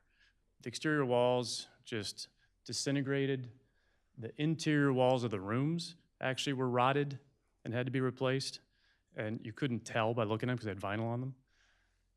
So that's just kind of indicating there's moisture issues. How old was this building? Early 80s for the main part. So there's three parts, the two retail parts and then the hotel. And the hotel absorbed the retail parts. So those were newer, I believe, but only by a few years. well, some of the original parts out front were actually older. Okay. They were wrapped with newer construction. Okay. If you want to talk about what this one is. Sure, I mean, so the sections where the hotel structure was, the concrete structure, this is adjacent to that where the portion of the restaurant was and also the liquor store, I believe it was originally. And you can see two things here. One, you see that the roof was saturated for years, leading to metal decking that just started disintegrating. That led to the joists disintegrating. You can see a silver metal panel that was put underneath to basically patch it, but there was no structural integrity to it. So it just shows that it just was rotting over time. You could see through it, and just the structural integrity was. But you were able to see this, right? This is not hidden. Well, this is after we started taking it down. You couldn't see Yeah, you any couldn't of see that? it. We'd have to take. It's a roof.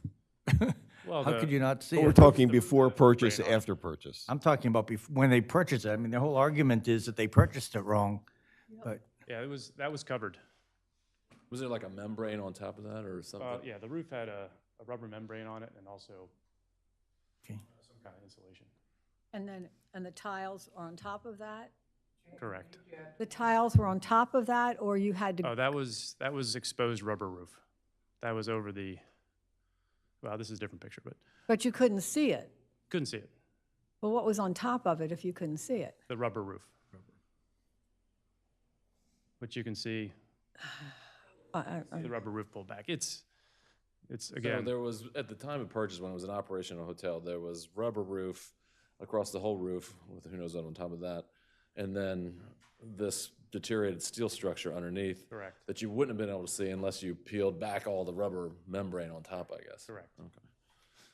Now, Mr. Robinson, who's going to testify about what the extent, it sounds to me like the whole board is quite concerned about what the due diligence was that was done Yes. before the sale, before you signed the agreement. Who's going to testify about that? Is that That- this that's- witness? That's, yeah, what we've talked about. I mean, so again, if you want to reiterate that, I mean, You know, so- how many hours, how many days, how many people? So there's a certified certified inspector that went through, issued a full report. I'm sure we could get them a report if you want to see it. So Actually, I think that would be relevant from what I'm hearing, to actually understand what Right. the inspector told you the problems were, what he told you he was able to see, what he wasn't able to see. It sounds to me like the folks here do want to hear that, Vince, because it sounds like that's becoming the key issue. And I think, you know, my point is that if you couldn't do the inspection that you would 50% of the time do on a hotel that's 20 years old and then have a 40, oh God, I'm sorry, 82 was 40 years ago. Oh my God, I've been here all this time too. Sometimes I feel like I'm sitting here all this time. So it's over 40 years old, that was heavily used. Obviously, you must have had some contingencies built in if you couldn't do the due diligence that you wanted to do, that there was some fluctuation in the price, there was something. It just doesn't make any sense. I wouldn't do it for a house, and I don't own a business that runs hotels and buys and fixes up hotels, so I don't understand. well, and I don't disagree with that. We had $1 million contingency that was built into this that Mr. Dingwall will explain. We blew through that, plus another about $1.5 million to fix this, so. Which would buy you half a house in Rehoboth today. Sounds like a lot, actually. I mean, it doesn't sound like a lot at all. And It's the 20% of the last 4 construction years, cost. there haven't been any home inspections. People don't do them because it's a business decision to Understood. whether the property works. Right, but they don't go to their board then and ask to make it bigger to pay for it, you know? I'm just pointing out that, you know, as part of that deal, there's only certain things we could do. And Right. invasive construction was not one of them. Well, then let's look at this picture. Actually, let's turn to, well, go back to this one.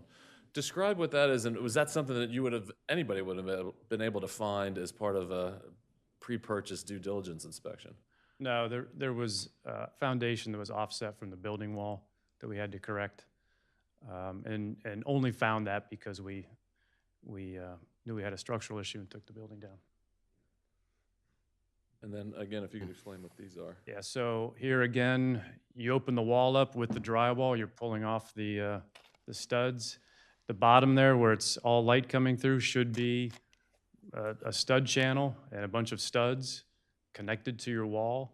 So right there, the wall is connected to nothing but the exterior skin itself.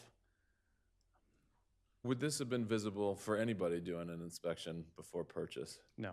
Okay, because the outside wall was sheathed in something, siding Yeah, or it was something else. ephes. Yeah, You wouldn't okay. know. And the inside wall obviously had drywall on it. Correct. All right. On this wall in particular, because this is the wall I think that's adjacent to the fire company's property, once you realized how bad it was, how was that reconstructed? So because of the proximity to the firehouse, we said, all right, let's take an extra step and put a masonry wall up instead of just having a stud wall.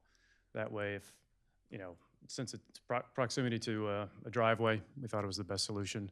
And I got to say, this ownership group, anytime there was something brought up, and that also leads to the expense, they didn't want to do it halfway. They said, hey, if there's an issue, let's solve it, let's make it right. This is not, we want to make sure this is not a quality issue or a performance issue down the road. Let's do what we need to do to make it appropriate. Now, this is a no-brainer, but. Is this the same?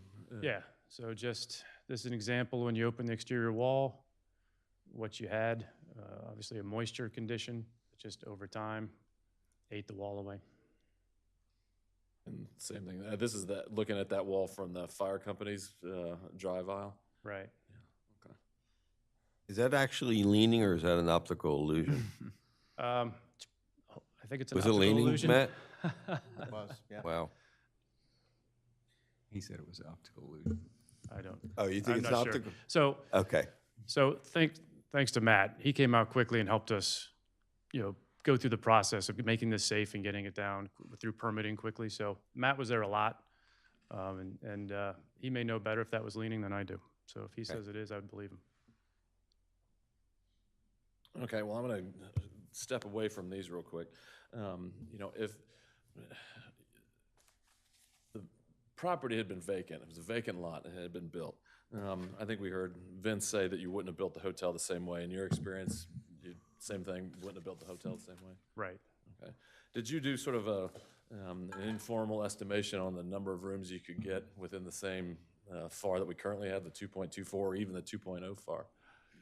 Right. So if you did what we were talking about before, which was take the parking, take it out of the FAR calculation, get it underground, essentially talking about improved rooms, larger rooms, mix of rooms, you could do what we're proposing with the FAR that you currently have in the building for about 73 rooms. Question for you. Why, since all this damage looks to be in the front of the building, and the actual, the older hotel rooms look like, I guess they were acceptable. Why didn't you just take the whole front of the building down and just leave the back of the hotel? So essentially we did. I was going to say. So the entire front, as you said, All was rotted. completely out. You Even- did take, okay. well, Because I remember it all being done on the firehouse side. I don't recall it being on the Right. other corner so So much. if you're looking at the building, the right-hand side Mm-hmm. where the restaurant is, that concrete structure was still good. So that was, okay, That thing's never coming down. okay. But everything attached to it was rotten, so we had to take all that off. Right. That's when you saw that open, Right. which wasn't planned. Okay, The rest was all related to either the facade on the concrete Mm-hmm. structure or the structure of the two other buildings at the time. okay. And as far as the back goes, so we did remove those exterior walls, if you remember. Mm-hmm. But that was always the plan, because we needed to bump those out and enclose the patios. Okay, So almost all the walls did come down. okay. But that was intentional. That was That intentional. was, yeah, part of the budget. Yeah. But I guess in the back part, even though it's really, we haven't focused on it too much, what'd you find with all the plumbing and the electrical systems and everything else that were, I guess, run through conduit through the walls? Yeah, so a few things. We took the walls out to move them out to the balcony. Mhm. The walls from the exterior to probably about 6-7 feet were also rotten and full of mold. So we had to take every wall back in every room, 6-7 feet. And then because all the mechanicals had to be in those walls and everything else. Okay. So that was one thing we didn't count on. When we opened up the bathrooms, the vertical plumbing stacks, they were worn. I don't know if it's from rootering too much. I don't know exactly how, but basically we had to redo all the PVC plumbing. The copper piping, which ran through the soffits, you go through during inspection, you do the water, seems okay. Didn't realize that the pipes actually above the drywall weren't big enough if you had a bunch of rooms running at once. So essentially it was undersized. We had to replace it just to make it, meet code standard, hotel standard. And did you do any mold testing, where you actually go into the walls before you purchased? We did visual mold inspections. Okay, but not inside of the walls. So the HVAC equipment they had in there all had mold in it. If you don't maintain them correctly, those PTACs, they have a evaporation pan. Mm-hmm. They all have mold. If we would have done mold readings, you would have gotten mold readings. Okay. Generally You knew speaking. that, I mean, you accounted for that. That was something you totally. Yeah, that you know about. That we're taking out. It's the hidden mold we just couldn't anticipate. I mentioned briefly in my remarks, about COVID costs. I don't need you to go through, put a dollar figure on that, but did you incur COVID-related expenses in this project? Yes. Were they substantial? I mean, COVID did two things. Prices skyrocketed and delivery times got extended. So, yes, we didn't want to be working in the summertime. FF&E got delayed on the boats. Our electric gear got delayed. things got delayed. Plus, we found a front of the building we had to rebuild. But absolutely, I'd say a substantial portion of that cost was also subject to, not only was it an added cost, but it's also subject to COVID increases and also delays. And I mentioned at the beginning, and this is actually something that you'd said at the start, talk about, the desire, I'm going to go back to the beginning, just sort of to balance the aesthetic appearance of the building. Right, so the question was asked a few times, if we started over, what would we do? And what we inherited was a building that was multi-story on the right side and single-story on the left. And so even through the first, what our finished product is now, we're always battling, how do we balance the building better? Because it's, it's kind of a stepped wedding cake look. So if we did it all over again, we'd go for something like this, which is the finished condition with the added 10 rooms that really makes this Rehoboth presence more balanced, gives you a better product on the street.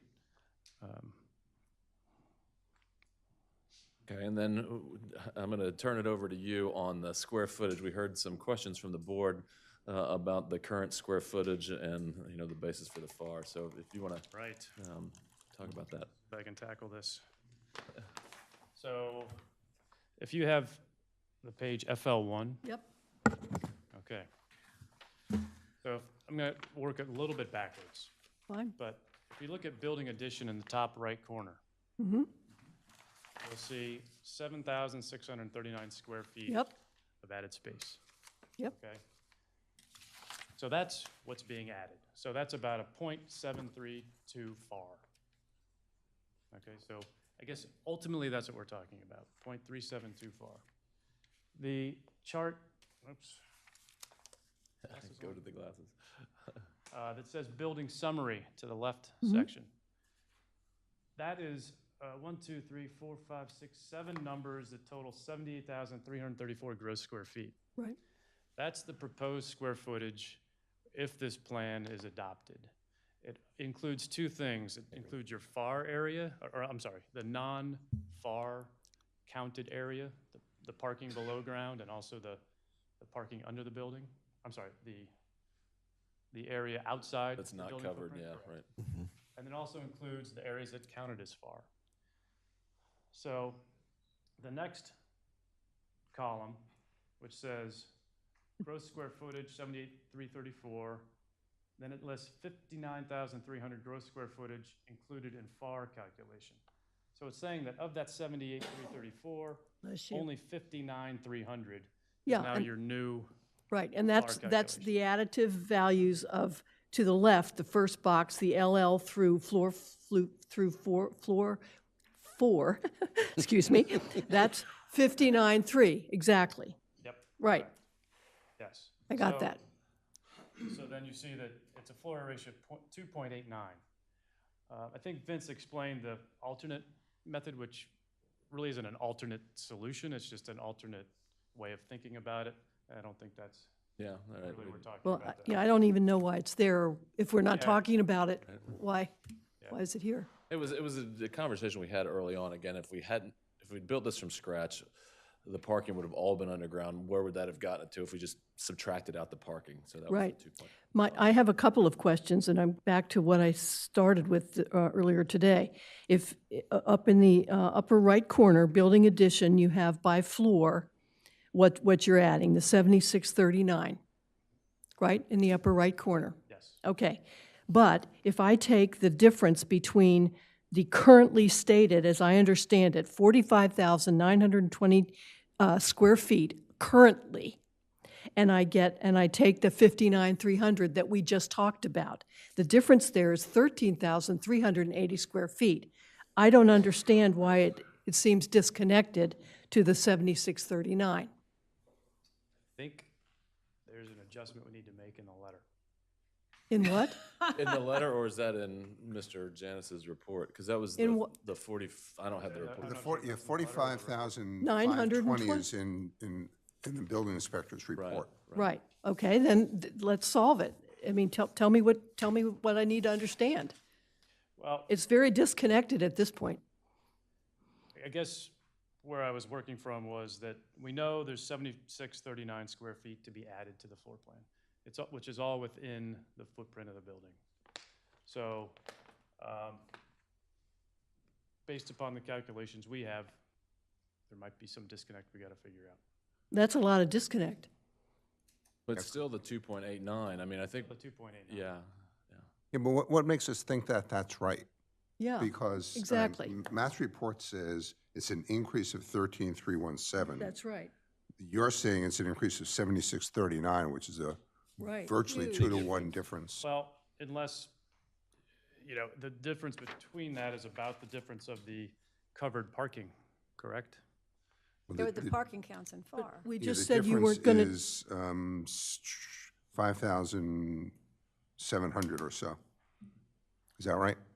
So is that the I have a covered parking? calculator, I can, Covered parking is 8,351. Yeah, 'cause Right. the difference, as in Matt's saying it's a 13,317 increase, you're saying it's 7,600. That's about a 5,800. You're the math teacher, but I think it's 5,800 in my mind. So somewhere where the numbers are wrong. Somewhere the numbers are wrong. And I guess what I would say is if, and again, we need to obviously get this right, but if Matt's saying it's 44,000 square feet, we're saying that's an additional 7,600. I guess that's the, Because we were always based, I mean, we had that agreement on what the original square footage was, at least I thought we did, and ours was that it was a 2.24 now, and that there was the additional square footage that Craig just talked about that got us to a 2.89. this goes back to the question I asked just as we began today. I said, what are we starting with? And, we're all agreeing, I think, that your 59.3 sounds like where you want to get to. But where are we starting? We thought we were starting at 45,900, but that can't be because this doesn't add up. May I make a suggestion? Of course. Why don't we take like a 10-minute break and Matt can go check his files and see? And then, because we're going on and on about something that we don't know, that we don't have it, and there seems to be some confusion. Matt, is that enough time for you to go look? That's plenty, and as a matter of fact, I've already alerted my staff to collect the plans for me, so I have Okay. those available. Let's take a 10-minute break. And these two can huddle and, yeah, can I Yeah. go with Matt? But don't you have that based on, your initial survey of the, All I can think is there's some benchmark that we're calculating different existing square footages. okay. So, Yeah. Okay, let's take a 10-minute recess. thank you. thank you. Be back.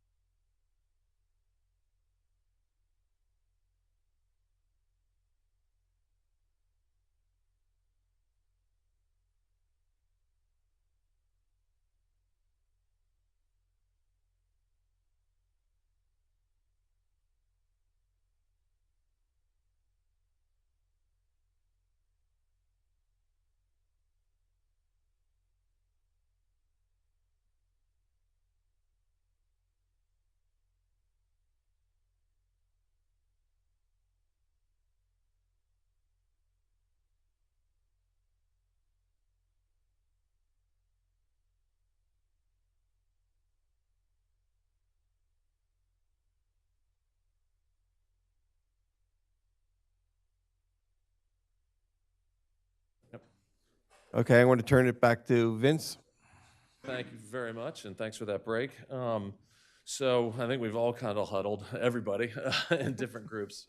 With your permission, what we'd like to do is, our numbers, we had our numbers, and that's what we think the FAR is. It looks like from the report that was read today, Mr. Janis's baseline number of the existing building, we just need to go through. And we all agree, I don't want to try to do that. I don't want to put Matt in the position of trying to do that right On here the on fly, the fly. yeah. And if it's different, see where it's different, and why, whether, there's recalculations on our side or his side. So I think if we do that, and also, several of you've asked for what I'll call due diligence reports, sort of lump that together generally. We'd like to be able to supply that to you all. What I'd like to do, though, is we have Warren Jones here from the fire company, and he wanted to speak, not as a witness, but speak. Since he's sat through 2 hours of this, I'd like him to get an opportunity to speak. And because Mr. Dingwall has flown here from Scotland, to avoid him having to, I'm sure he loves to travel, but him having to come back, whenever the next time would be. Absolutely. Get his testimony. And obviously, depending on how that goes, we reserve the right to call him back if we need to, but he's here. Let's get his testimony. on the record. Vince, while we're doing all that, it'd be helpful to get the financials in advance, since the cases, you made it up to now, and it may change given FAR numbers and as you look at the due diligence report. But as I read your exceptional practical difficulty is, we ran into unexpected financial costs that have made the current operation less than what you need to maintain it at the level you want. Right. I would prefer to get that in advance of the next month, rather than hearing it live and having to try to do rates of return and everything else in my head. So that, since we're gonna have time, it really would help to get that as well. It's gotta just a few days in advance so that we can look at it, understand what your case is, formulate questions in our own mind if we have it on the economics, rather than just hearing it live next month. Okay. Well, Okay. Yeah. Thank you. That'd be I will great. say, there's just so you know, that's been a judgment call that we have had to make, and other clients of mine have had to make. I mean, because and I'm not asking you to agree with me or not, but I just want you to understand the rationale behind it. This is a business venture that is a hotel in Rehoboth Beach that's in, our resort area. There's a reluctance, and I know we didn't do it on one other one, there's a reluctance to put that stuff out for the public, because if we submit it as an exhibit, then, Ann's linking it to the agenda, anybody can see what our numbers are, and that's just the sort of thing you don't want out there. However, I do realize that it's important to a case like this, and that's why, we had a slide ready to go with some information, and Mr. Dingwall was going to testify to it, but we'll get you that information. I just would ask, though, that it not go on the city's website. We'll provide it for your information. And is that acceptable, With a or? proprietary, with an Yeah. exception to the Freedom of FOIA? Information Act. Is there an exception that allows for that? We can talk about that, and then ultimately, given the degree to which we can satisfy their concerns, they can decide whether to supply it or not. So we'll work on that between meetings. Ann wants to say. The city portal is not the official posting site. Right. That is downstairs outside of the admin office. And if something is requested not to be put on, we can do that. Okay, that's But I fair. do have to put it in the minute books. Well, that's fine. I mean, I don't know that the exhibits would be in the minute books necessarily, but certainly the testimony. Anyhow, we get it. But I want you to Okay. understand why we weren't submitting it beforehand, because it's just not something you want to see broadcast to the whole. And I I recall- understand, even if you give us 90% in advance and then testify about something, it just makes it, if you're making an economic case, it's really just beneficial. I'm now repeating myself. To be able to- Prove the to be able to see it in Correct. advance. Yep, not a problem. Okay. Well, that I think makes the rest of the afternoon maybe even shorter. But if we could have Mr. Warren come forward and testify. Or, well, I don't want to say him testify, he's just speaking. Yeah, I've used these before. It's on, right? It's on? Yes, good. So name and address, Mr. Warren. Warren Jones, I'm the Vice President of the Rehoboth Beach Volunteer Fire Company. I could say my address is 219 Rehoboth Avenue, but it's not. My address is actually 22626 Southern Pines Drive in Lewis, Delaware. So it's Mr. Jones? Yes. Yes, okay. Mr. Jones, do you solemnly swear or affirm the testimony you give in this proceeding will be the truth, the whole truth, and nothing but the truth? I do. Thank you. I'm here to just, well, first of all, I want to make a statement about spokespeople for the Rehoboth Beach Volunteer Fire Company. Only our 2 public information officers, which I am one, and Deputy Chief Schwartz is the other one, and the chief and the president are the only ones that have the authority to come and speak before these groups, represent the fire company. I'm only here to confirm that, yes, we did have an encroachment issue. That issue has been resolved.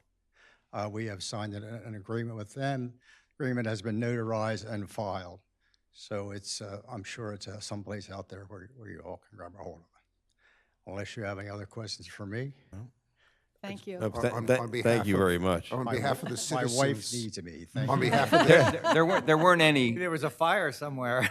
there Well, weren't, actually, we had an automatic fire alarm when I was sitting there at 54 Oak Avenue when I started. But then it got. Somebody live on Oak Avenue? Well, wait, now we have quite, so while you're up there, Mr. Jones. Yes. Like we've seen in other hotels in the recent years, there was concerns from the fire department. Is there anything that the fire department sees in this construction and with this proposed additions, not that you looked at it, everything seemed fine? Yes, with this particular building, yes. Okay. I'm not going to speak about the upcoming plans until we have a chance to see that. Okay, I mean, our biggest problem is access for our access, apparatus. right. You know, and make sure that all the public safety codes are followed. Okay.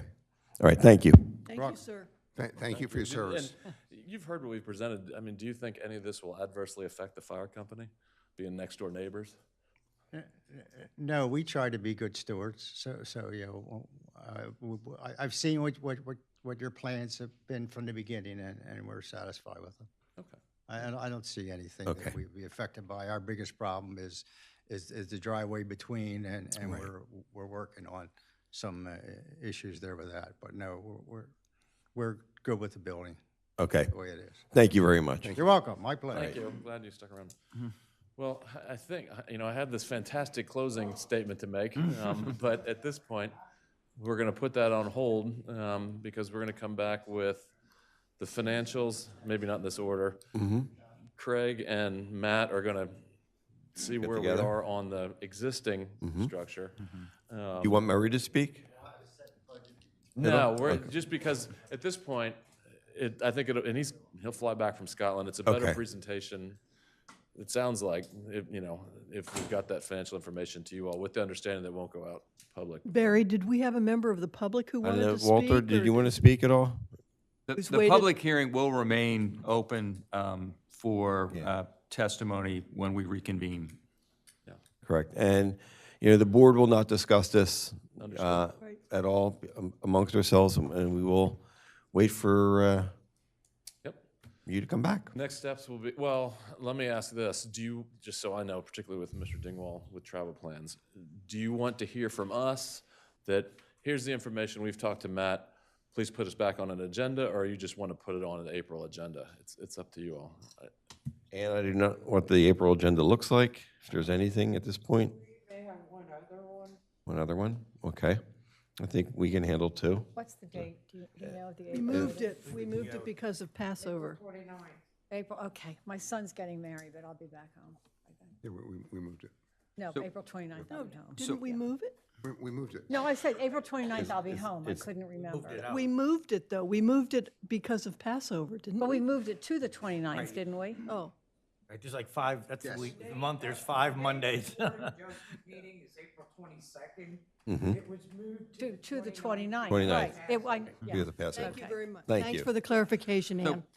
I think we can put this on for the 29th, and if we're not ready to go forward on the We'll move 29th, it to May. then we'll move it. But let's tell the, indicate to the public that we're coming back next month on this.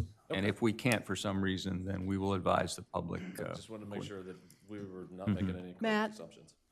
Having heard all of this for the last couple hours, is there anything that you feel that you might need to do in the interim to amend or change or resubmit your building inspector's report about this, or with what they come up with?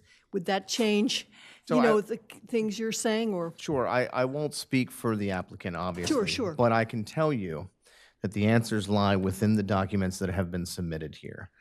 The answers don't lie in there. That is a historical document for the construction that has taken place. But what I have gone off of is what the applicants have directly submitted to me for this application. Okay, perfect. So if you look into some of the verbiage that's offered in the letter, you're going to find where my numbers come from. Excuse me, why wouldn't you use the historical documents to indicate what's in what the state of, what the FAR is? Because these documents were the ones that were submitted to me for this application. So, Mac, So if they're not correct, then what happens?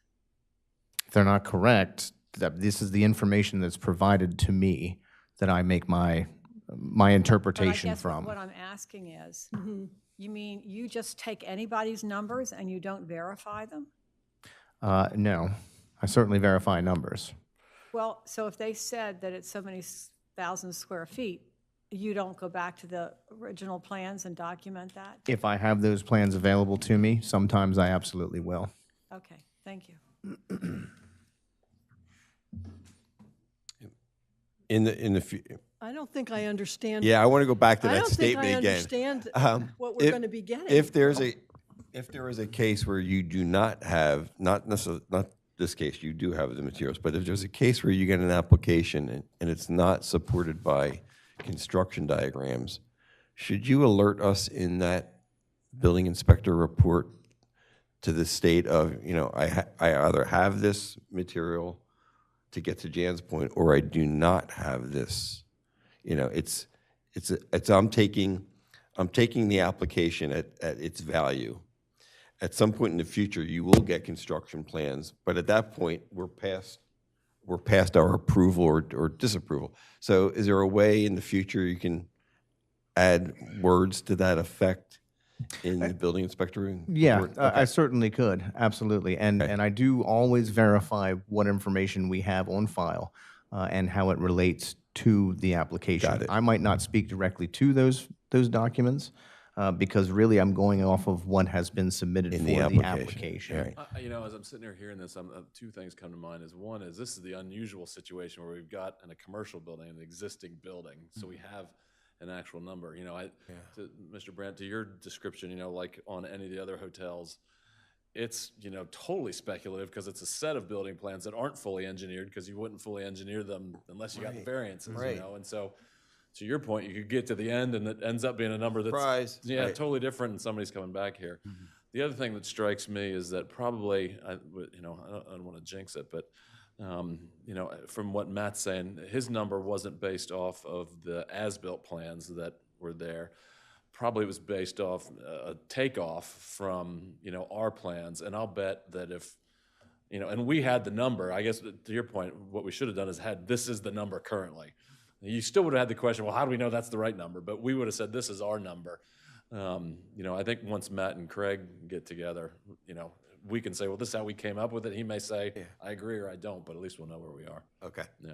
So he'll know that before we do. You'll be telling Matt your number so that he has a way to verify that's our starting point. I suspect it'll be more of a cooperative effort, not us collaborative. telling them. Yeah. But yeah, because I think that's probably. I think that's what we're trying to get to, Yeah. right? Yep. Okay, with that, I think we will deferral of this case. We're just going to table this Table it. application with the public, or with the record open for additional information. Okay, and let's go into, thank you very much, everyone who came here today and went through all this with us. Thank you. Very productive. And any other business? Bill, Jan, Edie, Mark, Fred? I think, okay, with that, Ann says looks like we will have potentially two cases in April, on April 29th. And with that, may I get a motion to adjourn? I move we adjourn. Second.